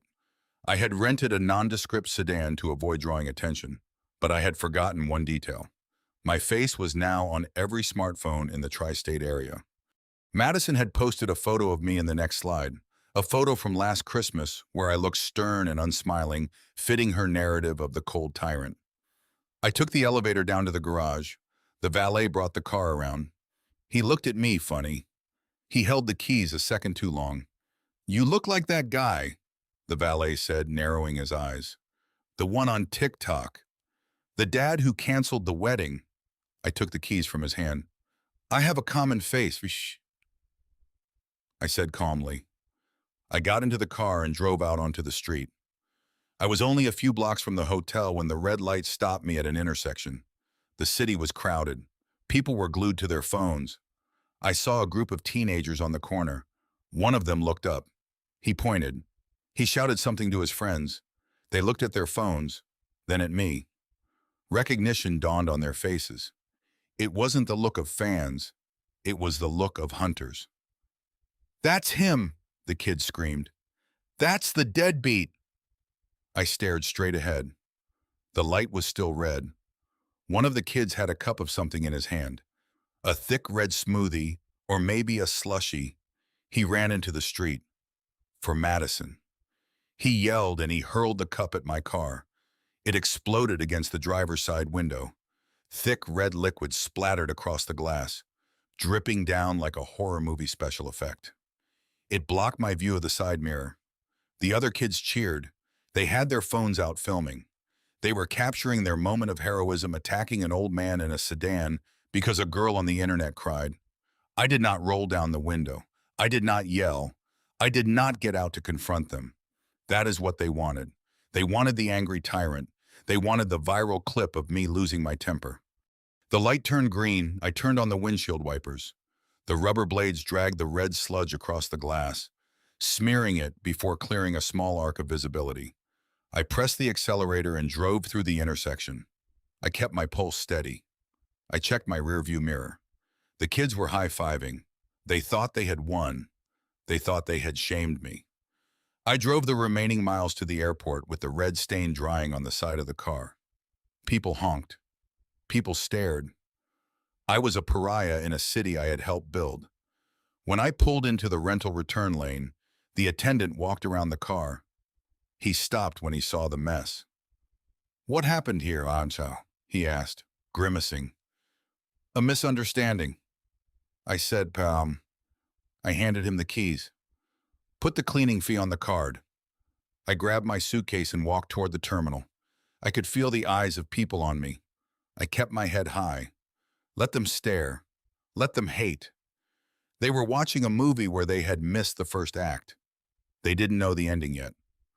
I found a quiet corner in the first-class lounge and called Arthur Blackwood. Did you see it? Arthur asked. His voice was gravelly, sounding like he was suppressing a cough or a laugh. I saw it, I said, and I saw the paint on my car. Good, Arthur said. That is assault and property damage incited by a public figure. We just added 2 zeros to the countersuit settlement figure. Are you safe? I am boarding in an hour. I said, Mom, Arthur, I want you to preserve that video. Download it, save the comments, save the threats. Way ahead of you, Robert Arthur replied.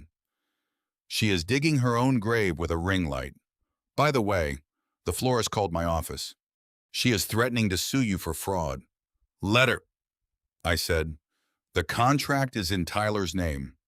I am just a third party who decided not to give a gift. There is no law against being a disappointing stepfather. Arthur laughed. You are a cold son of a gun. Sullivan, enjoy Italy. When you land, I will have the draft of the restraining order ready for your review. I hung up. I looked out the window at the runway. The sun was setting, casting long shadows across the tarmac. I was leaving the chaos behind. I was leaving the red paint and the screaming teenagers and the weeping influencer. I opened my iPad one last time. I went back to Madison's profile. The video had ended. She had posted a story update. It was a selfie of her and Patricia holding candles in the dark kitchen. The caption read, "The darkness is scary, but our love is brighter. Hashtag survivor, hashtag justice for Madison." I scrolled down to the comments. Amidst the sea of support, I saw one comment from a user named Gary the Legend. Don't worry, baby girl. Daddy is here. We will make him pay. I smiled. Gary had taken the bait. He was stepping into the role of the protector, the provider, the hero. He was stepping right into the bear trap. I turned off the iPad. I walked to the gate. The flight attendant scanned my boarding pass. Have a pleasant flight, Mr. Sullivan, she said. I looked at her. For the first time in days, I felt the muscles in my face relax into a genuine smile. Oh, I will, I said. I really will. I walked down the jet bridge. I was leaving the country a villain. I knew that when I returned, I would be the plaintiff. But for now, let them have their internet points. Let them have their viral moment. Because while they were fighting for likes, I was fighting for my life. And I had just won the most important battle without firing a single shot. The digital mob was baying for blood on the internet, but I knew that virtual threats rarely stayed virtual for long, especially not when alcohol was involved. I had rented a small, unassuming townhouse on the outskirts of the city, a place listed under a shell company that no one could trace back to Robert Sullivan. Or so I thought. But rage has a way of sharpening the senses, and Gary had likely spent the last few hours terrorizing my former neighbors until one of them, terrified and annoyed, gave up the license plate number of my rental car. It was just past midnight when I heard it, the sound of a truck engine roaring down the quiet street, followed by the screech of tires mounting the curb. I was sitting in the living room in the dark. I had been expecting this. In fact, I was counting on it. I checked the app on my phone. The notification was green. System armed. Camera 1 recording. Camera 2 recording. I slipped the phone into my pocket and stood up. I adjusted the collar of my shirt. I stood in the center of the room, directly in the line of sight of the wide-angle lens hidden in the bookshelf. I took a deep breath, letting the air fill my lungs, letting my heart rate settle. Then came the pounding, a heavy rhythmic thudding against the front door that shook the frame. "Open up, you coward!" Gary's voice was slurred, thick with cheap whiskey and misplaced righteousness. "Open the door. Bob, I know you are in there." I did not move. I did not call out. I simply waited. The pounding stopped for a second, replaced by the sound of glass shattering. He had thrown a landscaping brick through the side window. A hand reached in, fumbling for the lock. The door swung open with a crash, hitting the wall. Gary stumbled into the foyer. He looked like a wreck. His eyes were bloodshot. His shirt was stained with sweat, and he was swaying on his feet. He held a baseball bat in one hand, dragging it across the floorboards with a menacing scrape. "There you are," he sneered, squinting into the darkness. "Sitting there like a king while my daughter cries her eyes out. He took a step toward me, raising the bat. You think you are tough? Huh? You think you can just cut people off? You think money makes you a man? I looked at him. I looked at his sloppy stance, his unguarded chin, the way his weight was all on his heels. Decades ago, before I wore suits and looked at spreadsheets, I wore a different uniform. I was a sergeant in the United States Marine Corps. I did 2 tours overseas. I learned hand-to-hand combat from men who treated violence as a science. I knew exactly how to disarm a man with a bat. I knew how to shatter a kneecap with a single kick. I knew how to put Gary on the floor and ensure he never walked without a limp again. My muscles tensed. The instinct to strike to neutralize the threat was overwhelming. It would have been easy. It would have been satisfying. But I forced my hands to stay at my sides. I forced my muscles to relax. If I fought back, it was a brawl. It was a dispute between 2 men. It was mutual combat. But if I stood still, if I let him attack an unarmed senior citizen in his own home, that was a felony. That was assault with a deadly weapon. That was prison time. I made the calculation in a split second. I chose the pain. Gary, I said, keeping my voice calm and loud enough for the microphone to pick up, please leave. You are trespassing. I do not want any trouble. Trouble? Gary laughed. A wet, ugly sound. You are the trouble, Bob, and I am the solution. He swung. He didn't use the bat. Thank God. Even in his drunken rage, perhaps some part of him realized that was murder. Instead, he dropped the bat and lunged at me with his fists. His first punch caught me on the jaw. It was a sloppy, looping hook, but it had the weight of a 200-pound man behind it. My head snapped back. I tasted copper. I felt my lips split against my teeth. I stumbled back, feigning more weakness than I felt. I fell against the bookshelf, knocking a vase to the floor. Please, I said, holding up my hands in a defensive posture, making sure not to strike back. Gary, stop, yo. You are drunk. Shut up, he screamed. He grabbed me by the collar of my shirt and slammed me against the wall. He raised his fist again. This is for Madison, he yelled. He struck me again, this time in the ribs. I grunted. The pain was sharp, breathless. I felt a bruise blooming instantly. I let myself slide down the wall to the floor. I curled into a ball, protecting my head. Is that all you got? He spat, kicking me in the thigh. You are pathetic. You are weak. I stayed down. I counted the seconds. 1, 2, 3. I knew the silent alarm had been triggered the moment the glass broke. The local precinct had a response time of under 5 minutes. Gary was panting now, standing over me, feeling like a conqueror.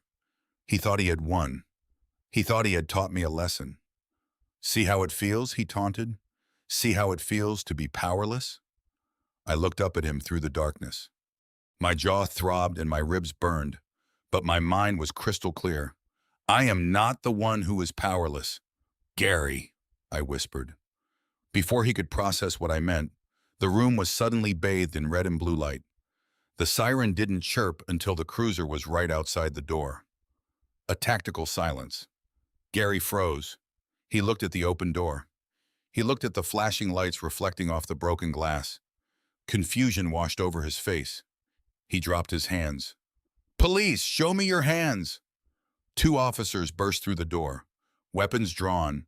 They saw a shattered window. They saw a baseball bat on the floor. They saw an elderly man bleeding on the ground. And they saw a drunk man standing over him. It was not a difficult scene to interpret. Get on the ground now. Gary blinked, his brain struggling to catch up. Wait, no, you don't understand. He started it. He stole my daughter's wedding. Get on the ground! The officer roared, advancing. Gary tried to step back, raising his hands in a clumsy gesture. I am the father. I am just defending my family. The officer didn't care about family dynamics. He cared about the threat. He tackled Gary to the floor. I watched from my spot against the wall as they handcuffed him. I watched as they read him his rights. I watched as the arrogance drained out of him, replaced by the terrified realization of what he had done. "You are under arrest for breaking and entering assault and battery," the officer recited. Gary looked at me as they hauled him up. His eyes were wide, pleading now. Bob, tell them it was just a misunderstanding. Bob, I can't go to jail. I have a record. They will violate my parole." I slowly pulled myself up, using the bookshelf for support. I wiped the blood from my lip with the back of my hand. I looked at the officer. "I want to press charges," I said clearly, "and I have the entire incident on video." Gary's knees buckled. He knew. In that moment, he finally knew. He hadn't walked into a fight. He had walked into a trap. As they dragged him out the door, kicking and screaming about his rights, I reached into my pocket and stopped the recording. I walked to the mirror in the hallway. My face was swelling. My shirt was torn. I looked like a victim. But as I stared at my reflection, I didn't see a victim. I saw a man who had just traded a split lip for his enemy's freedom. It was a fair trade. The paramedic arrived a few minutes later. He shone a light in my eyes. "You took a pretty good beating, sir," he said gently. "We should take you to the hospital." I nodded. "Yes. Let's go." I wanted the medical report. I wanted the x-rays. I wanted every single bruise documented, time-stamped, and filed. Madison wanted a story for her followers. I was about to give her one. As I lay on the stretcher in the back of the ambulance, I pulled out my phone. I uploaded the video file to the cloud. I sent a copy to Arthur Blackwood with a 2-word message. "Execute him," Arthur replied instantly. "Received. I will have the arraignment judge look at this before breakfast. He is not getting bail." I closed my eyes as the ambulance pulled away. The pain in my ribs was a dull ache, but the relief in my chest was overwhelming. Gary was gone. The real dad was behind bars. Now it was just Madison and Patricia left on the battlefield. And they were about to realize that their heavy hitter, their protector, their hero, was nothing more than collateral damage in a war they never should have started. I listened to the siren wailing in the night. To anyone else, it sounded like an emergency. To me, it sounded like victory. Saturday came, but the sun did not. The forecast I had checked from the comfort of my hotel balcony in Rome predicted a torrential downpour for Connecticut. And for once, the weathermen were absolutely correct. It was the kind of rain that feels personal, a relentless, icy sheet of water that turns the world gray and miserable. It was the perfect weather for a funeral, which was appropriate because a marriage was about to die before it even took its first breath. I was not there. Of course, I was thousands of miles away enjoying a plate of truffle pasta. But thanks to the digital age and the voracious appetite of the internet, I saw every frame of the disaster. Madison, in her infinite need for attention, had insisted on live streaming the ceremony, hoping to garner sympathy points for her bravery in the face of adversity. She thought the world would see a tragic heroine making the best of a bad situation. Instead, they tuned in to watch a train wreck. The venue had changed. Gone were the vineyards and the crystal chandeliers. Gone was the vintage Rolls-Royce. The wedding took place in the backyard of Tyler's parents' house, in a neighborhood that Madison had previously referred to as the Trenches. It was a small, cramped patch of dying grass surrounded by a chain-link fence that leaned precariously to the left. A blue plastic tarp had been strung up between 2 oak trees to serve as the altar, flapping violently in the wind like a distress signal. The guest list had decimated. 200 people were invited. 12 showed up. Most were Tyler's relatives holding cans of cheap beer and looking uncomfortable in ill-fitting suits.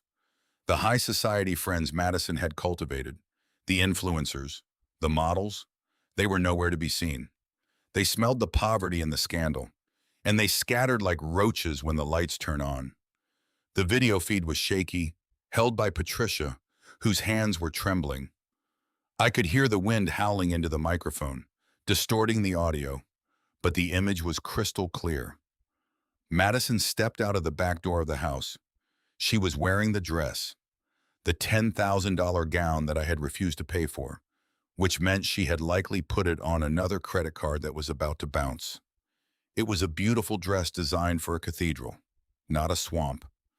As soon as her satin heel touched the ground, she sank. The mud was thick, dark, and hungry. It swallowed her shoe instantly. She stumbled, grabbing the doorframe for balance. The hem of the pristine white lace dragged through a puddle of oil-slicked rainwater. A brown stain began to wick up the fabric, climbing higher with every step. There was no music. The boombox they had set up had shorted out 10 minutes prior due to the rain. There was only the sound of the storm and the distant barking of a neighbor's dog. She walked down the makeshift aisle, which was really just a path of flattened cardboard boxes that were rapidly disintegrating into pulp. Her hair, which she had probably spent hours curling, was plastered to her skull. Her mascara was running in black rivets down her cheeks. She looked less like a bride and more like the survivor of a shipwreck. Tyler was waiting for her under the blue tarp. He looked miserable. His cheap suit was soaked through, clinging to his frame. He wasn't looking at Madison with love. He was looking at her with the cold, hard realization of what his life had become. He was looking at the mud on her dress. He was looking at the chain-link fence. He was looking at his future, and he hated it. Madison reached the altar. She was shivering violently. She reached out to take Tyler's hands, but he kept them jammed in his pockets.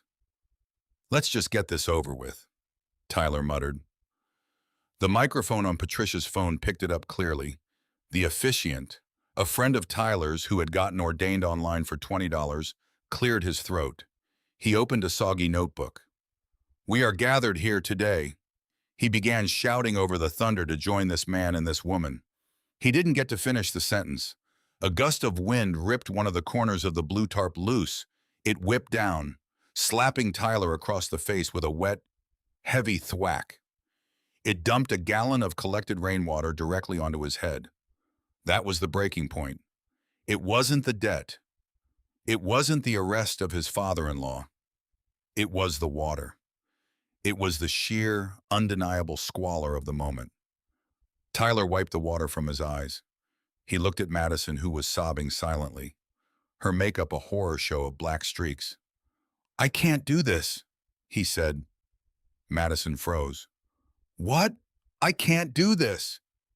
Tyler repeated louder this time. "Look at this. Madison. Look at us. We are standing in the mud. My dad is inside watching wrestling because he thinks this is a joke. Your dad is in jail. Your mom is homeless.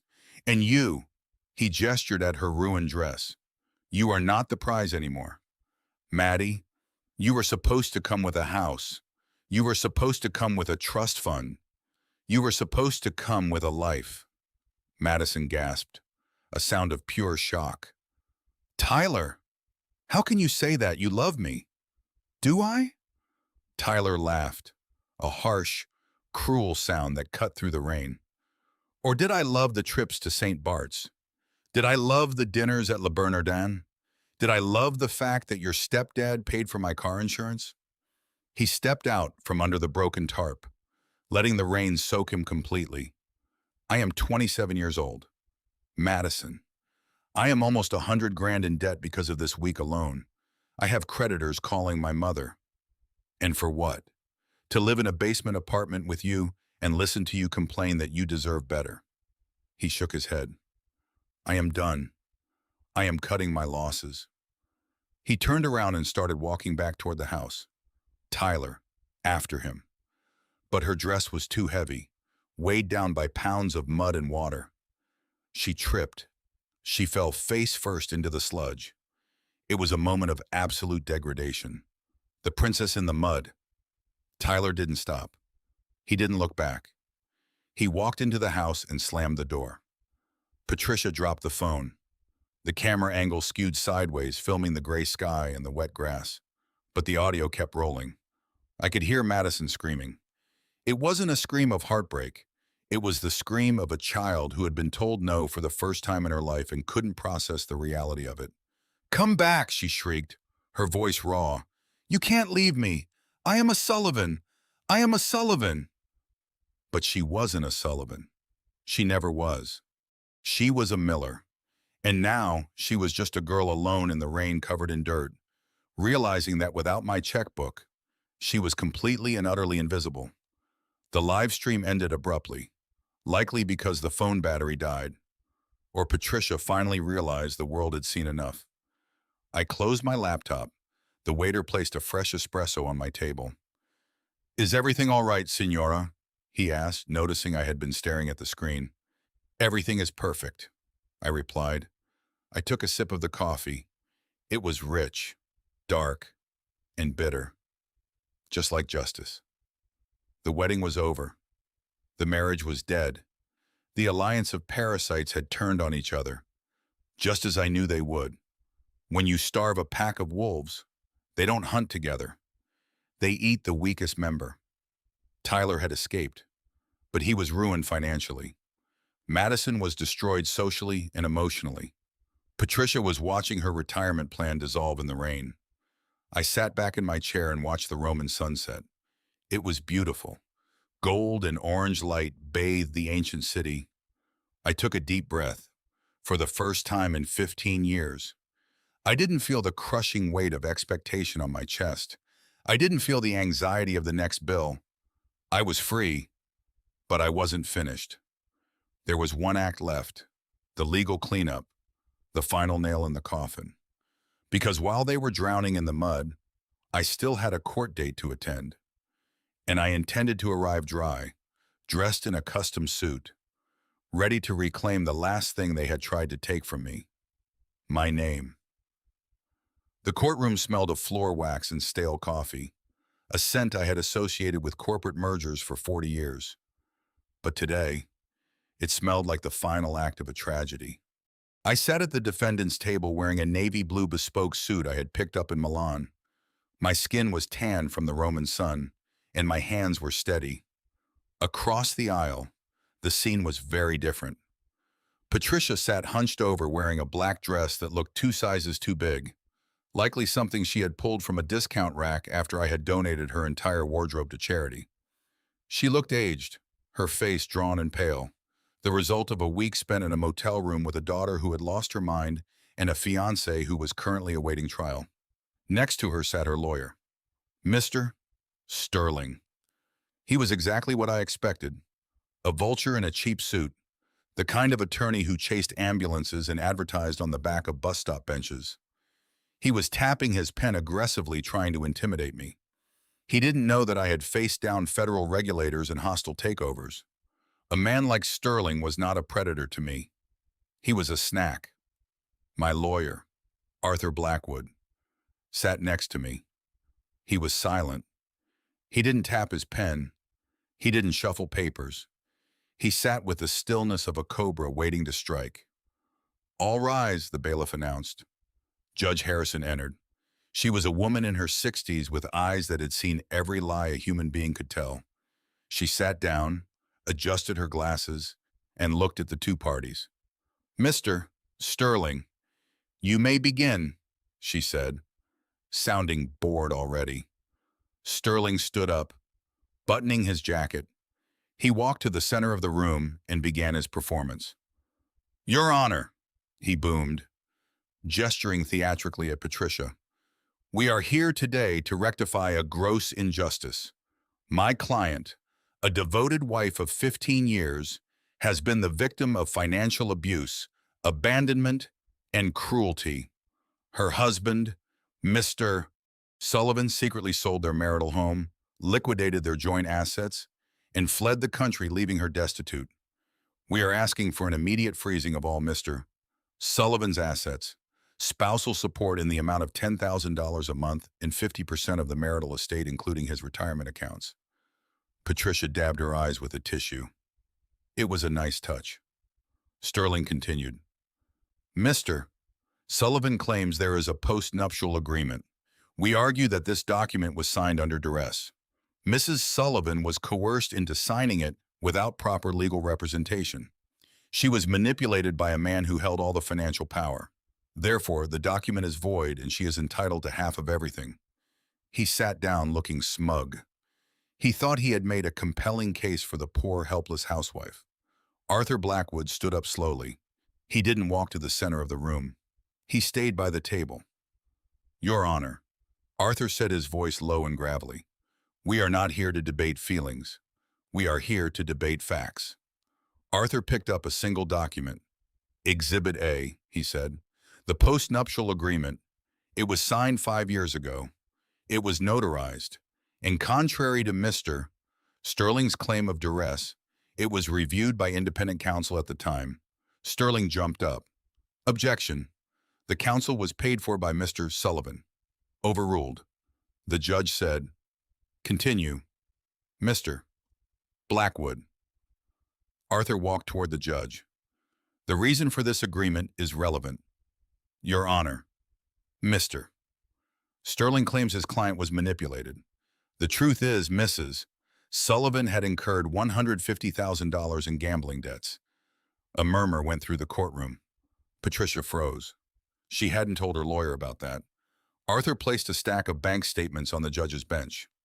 "These are records from 3 casinos in Atlantic City. These are the withdrawal slips from the joint savings account. And this is the wire transfer from Mr. Sullivan paying off a loan shark to prevent physical harm to his wife. Mr.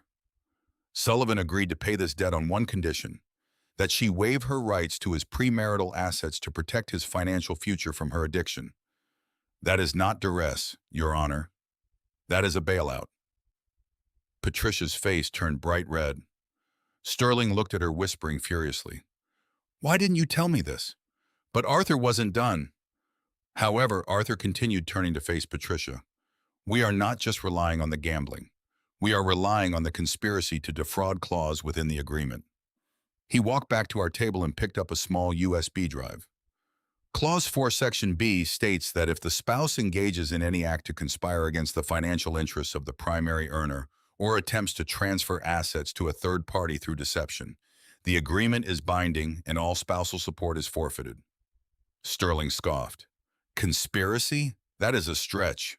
My client has been nothing but a loyal wife." Arthur smiled. It was a terrifying expression. "Your Honor, I would like to introduce Exhibit C, a digital audio recording taken on the Friday before the scheduled wedding." I watched Patricia. She looked confused. She didn't know about the recording. She was racking her brain trying to remember what she had said. Arthur plugged the drive into the court's AV system. This recording was captured on a device legally placed within the personal property of Mr. Sullivan, specifically inside the pocket of a suit jacket he loaned to Mr. Gary Miller. Gary's name hit Patricia like a physical blow. She went pale. Arthur pressed play. The courtroom speakers crackled and then, clear as day, Gary's voice filled the room. "Man, I love this room. Smells like money." Then came the sound of fabric rustling. "Patty and I were talking last night. She is worried about you. She thinks you are getting too old for this big house." I watched the judge's face. Her eyebrows lifted. The recording continued. Gary's voice was arrogant, mocking. "We were thinking maybe after the wedding it is time for a change. Sell this place. Use the cash to get you a nice little condo in Florida. And then, well, the rest of the equity could really help Madison and Tyler get started. And Patty deserves to have some fun. Don't you think?" Patricia put her hands over her mouth. She was shaking her head. Then came the kill shot. The part of the recording Arthur had enhanced to ensure clarity. It was from later that night, recorded when Gary met Tyler at the bar. The old fool bought it hook, line, and sinker. Patty has him wrapped around her finger. She says once the honeymoon is paid for, she is going to file for divorce anyway. We just need to get him to liquidate the house first so it becomes cash. Then we take half. It's the perfect retirement plan. Silence. Absolute dead silence. The recording ended. Arthur looked at the judge. "Your Honor, This is a recording of Mr. Gary Miller, the man Mrs. Sullivan insisted on including in the wedding party, admitting to a conspiracy with Mrs. Sullivan to defraud my client. They planned to divorce him after using his funds for the wedding and stealing his home equity. Sterling sat down. He didn't say a word. He closed his folder. He knew when a ship had sunk. Patricia stood up. That is a lie. That is just Gary talking. I never said that. Sit down, Mrs.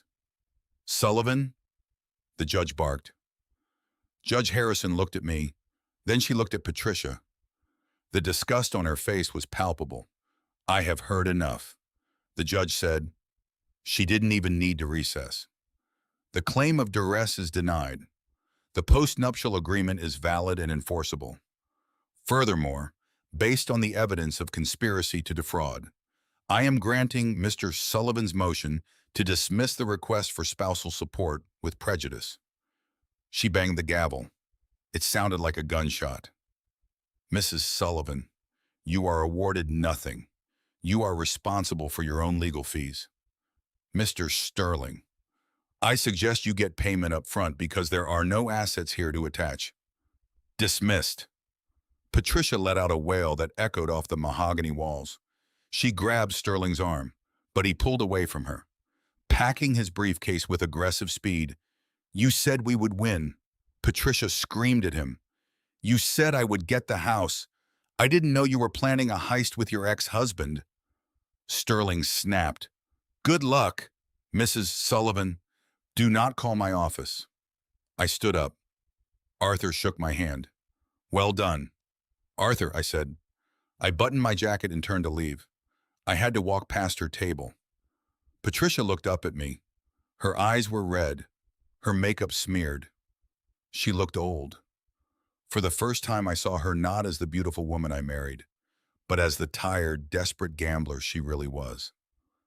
Robert, she whispered.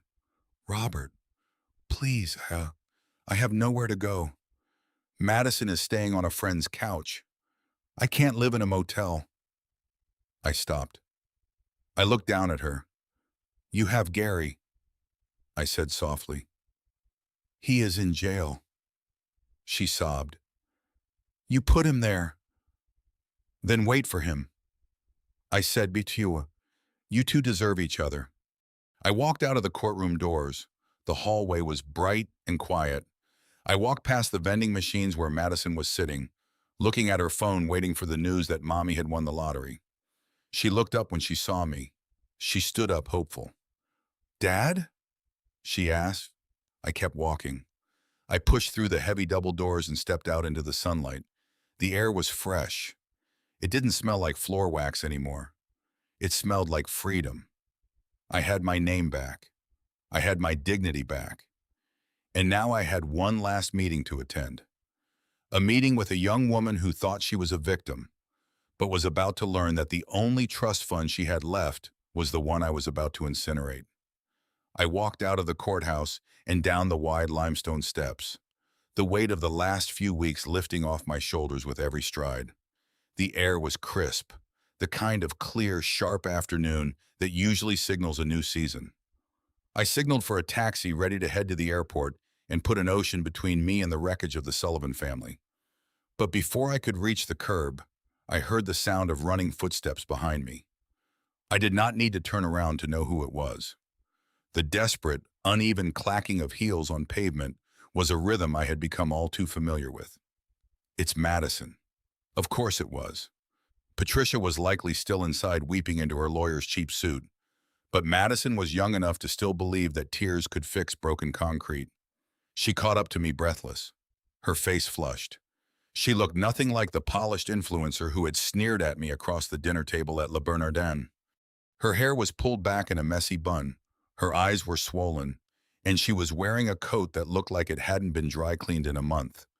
She grabbed my arm, her grip tight and frantic. Please, she gasped. Please don't go. We need to talk. I looked down at her hand on my sleeve. I didn't shake it off. I just looked at it until she felt the coldness of my stare and pulled it back, retreating into herself. I have a flight to catch. Madison, I said, my voice even. Just 5 minutes, she pleaded, tears instantly filling her eyes. You owe me that, don't you? After 15 years, you can't just erase me. Dad, I'm your daughter. I motioned to a stone bench near a dry fountain in the plaza. Sit, I said. She sat down looking small and pathetic. I remained standing. I wanted the height advantage. I wanted her to have to look up at the man she had looked down on for so long. I didn't mean it, she started, the words tumbling out in a rush. The video, the live stream, Mom made me do it. She said it was the only way to get you to come back. And Gary threatened me. He said if I didn't go along with the real dad narrative, he would leave again. I was scared. Robert, I was just a scared little girl wanting her daddy's approval. You know how I get. I'm stupid sometimes. But I love you. You're the only father I've ever known. She reached out for my hand again. I broke up with Tyler. She sniffled. He was a gold digger. You were right about him. And Mom, I'm done with her. I'm moving out. I want to start over. But I can't do it alone. I have nowhere to go. I have debts. Robert, scary debts. Please, I know you're angry, but you're not cruel. You wouldn't let your little girl starve. I watched her performance. It was good. It was better than the live stream. But the problem with liars is that they assume everyone else has amnesia.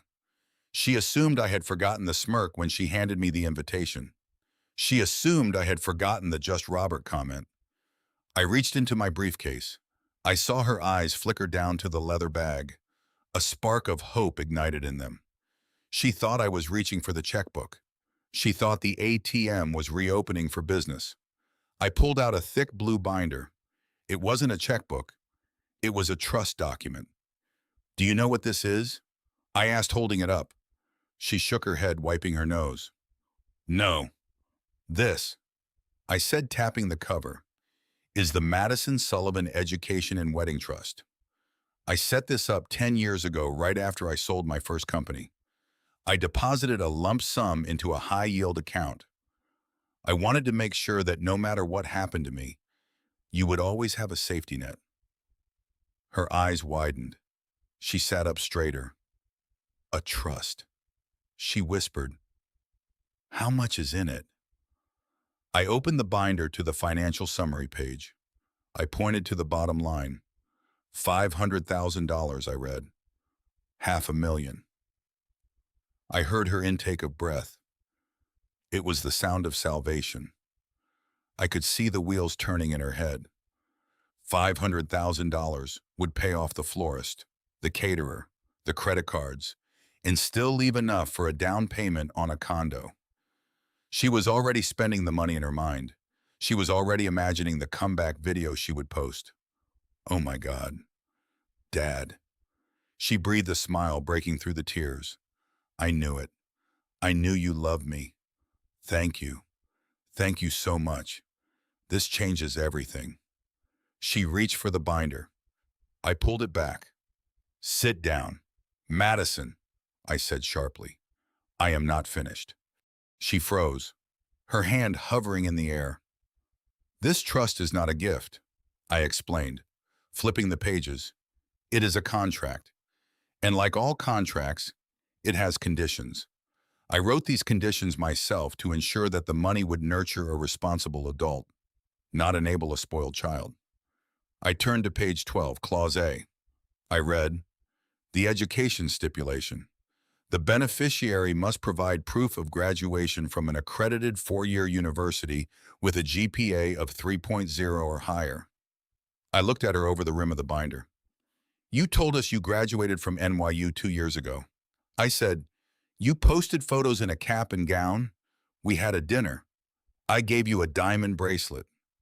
She looked down, picking at a loose thread on her coat. Yeah, well, I did graduate. Obviously, I pulled a letter from the back of the binder. It was on NYU letterhead.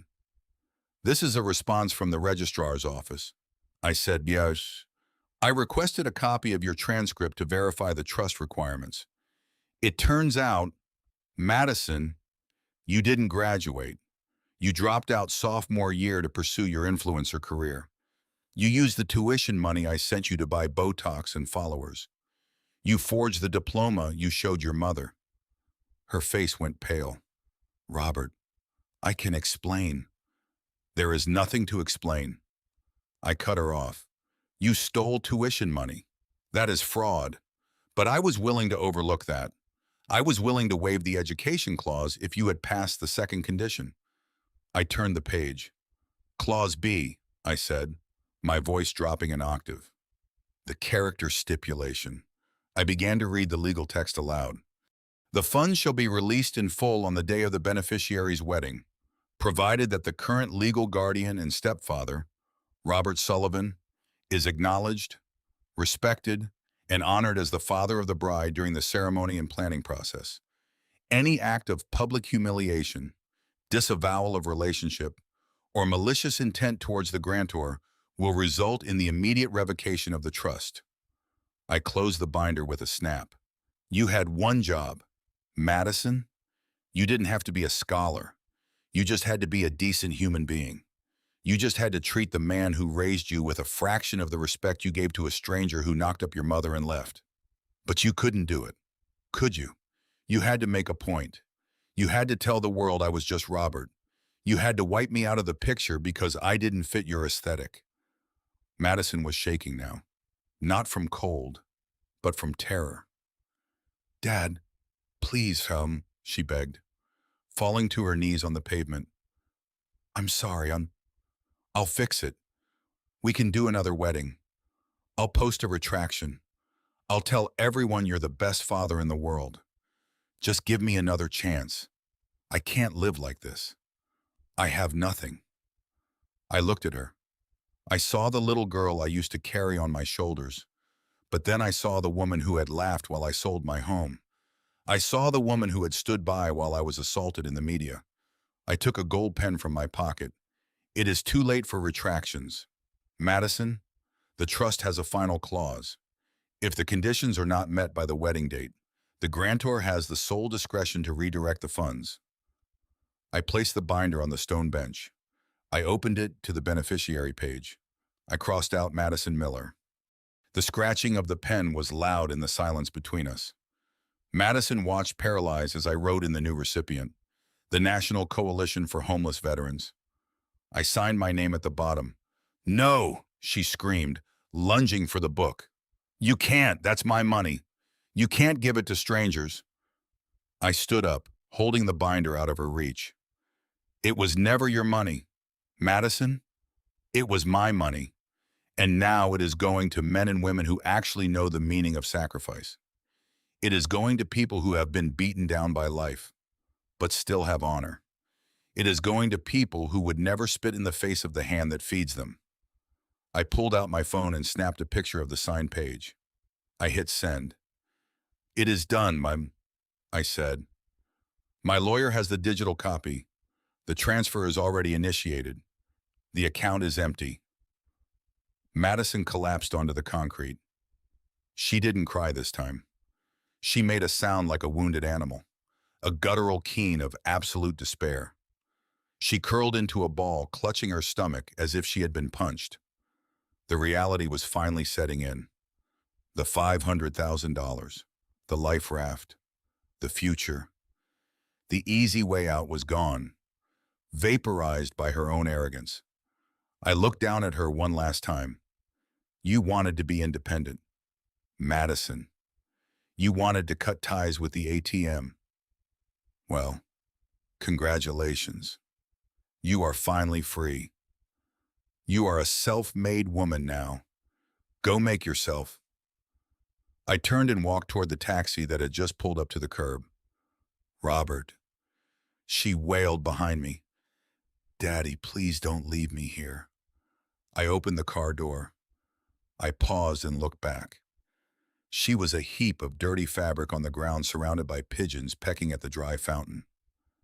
Goodbye, Madison, I said. I got in the car and slammed the door. Driver, JFK Airport.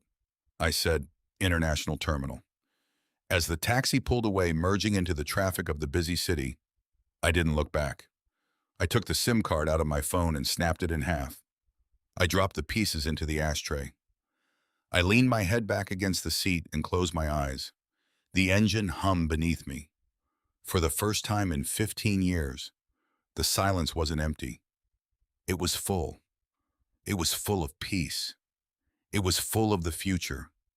And somewhere in the city behind me, a check for $500,000 was clearing, buying warm beds and hot meals for soldiers who had been forgotten.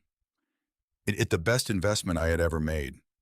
6 months is a long time in the world of finance, but in Tuscany, it feels like a single afternoon.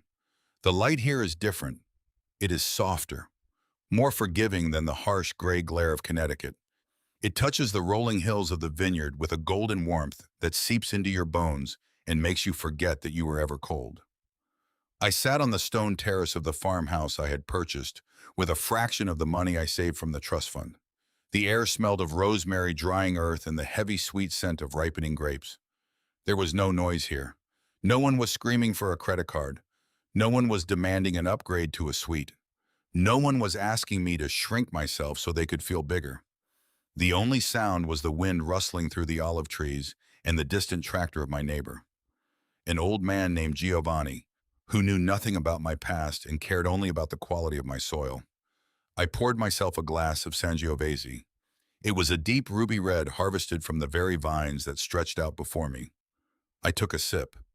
It tasted of dark cherries and leather, a complex flavor that required patience to appreciate. It was the taste of a life that was finally, truly mine. I often thought about the life I had left behind, but not with longing. I thought about it the way a survivor of a shipwreck thinks about the ocean, with a healthy respect for its danger and a profound gratitude to be on dry land. Arthur Blackwood kept me updated. Of course, he sent me weekly emails, brief and clinical, detailing the collapse of the Miller Empire. Gary was currently a resident of the state penitentiary. He had taken a plea deal for the assault and breaking and entering charges to avoid a longer sentence for the fraud conspiracy. 3 years. He was finally getting the free housing and meals he had always felt entitled to. I imagined he was the king of the cell block telling stories to anyone who would listen about how he almost took down a millionaire, never realizing that he was the one who had been played. Patricia was working the lunch shift at a diner in New Jersey. Arthur had sent me a photo taken by a private investigator. She looked tired. Her hair was graying at the roots, the expensive dye jobs a thing of the past. She was wearing an apron and sensible shoes, wiping down a table while a customer yelled at her about cold coffee. It was a cruel, poetic justice. She had spent 15 years treating me like a servant, and now she was serving others for minimum wage. And Madison, my former stepdaughter, the girl who wanted to be famous, she got her wish in a way. The live stream of her meltdown in the mud had gone viral, but not the way she wanted. She became a meme, the face of entitlement. She had tried to rebrand herself as a victim, launching a GoFundMe to rebuild her life. But the internet is a fickle beast. They mocked her. They dug up her old posts flaunting my wealth. She had deleted her social media accounts 2 months ago. The silence she left behind was the most honest thing she had ever produced. I took another sip of wine. I felt a vibration on the stone table. It was my phone. It was a new number. A local Italian carrier known only to Arthur and a few local contractors. Or so I thought. I looked at the screen. It was a text message from an unknown international number. The area code was Connecticut. I picked it up. I didn't need to guess who it was. Desperation has a unique digital footprint. Robert. The message read, "It's Patty. I got this number from your old accountant. Please don't ignore me. I'm sick. My legs hurt from standing all day. I can't pay the heating bill this month. I know I made mistakes. I know I hurt you. But we were married for 15 years. Doesn't that mean anything? I just need $5,000. Just a loan. I'll pay you back. Please, Robert." I'm scared. I stared at the words. 15 years. She used that number like a weapon, like a currency that still held value. She didn't understand that she had spent that currency long ago. She had spent it on gambling debts. She had spent it on lies. She had spent it on the day she sat in silence while her daughter erased me from the wedding invitation. I felt nothing. No anger, no pity, no urge to rescue her. The part of me that used to be her husband, the part of me that used to be a savior, had died in that empty kitchen in Greenwich. I looked at the fireplace built into the wall of the terrace. The fire was crackling, consuming the dry olive wood I had stacked earlier. The flames danced, hungry and bright. I did not type a reply. I did not block the number. That would be engaging. That would be acknowledging her existence. I stood up and walked to the fire. The heat flushed against my face. I looked at the phone one last time. It was a sleek, expensive device, a tool of communication. But to me in that moment, it was just a shackle. It was the last thread connecting me to a world of parasites. I tossed it. It was a gentle, underhand throw. The phone spun in the air, catching the light of the setting sun before landing in the heart of the fire. I watched it sit there for a second on the burning logs. Then the plastic began to bubble. The screen turned black, then cracked. Smoke curled up around it. The vibration of any future messages, any future pleas, any future guilt trips was silenced forever by the cleansing heat. I walked back to the table and picked up my wine glass. I walked to the edge of the terrace and looked out over the valley. The sun was dipping below the horizon, painting the sky in shades of violet and gold. The bells of the village church began to ring in the distance, calling the faithful to evening prayer. I raised my glass to the empty air. I raised it to the west toward the ocean, toward the prison cell where a man in an orange jumpsuit was sleeping on a cot. To Gary, I said, my voice steady and strong in the quiet night. Thank you. I swirled the wine, watching the legs run down the glass. You wanted to be the man. You wanted the suit. You wanted the credit. Well, you got it. You paid the bill for my freedom.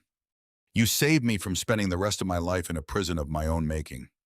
So, thank you for paying for the party of this life instead of me. I drank the wine. It was the best glass I had ever had.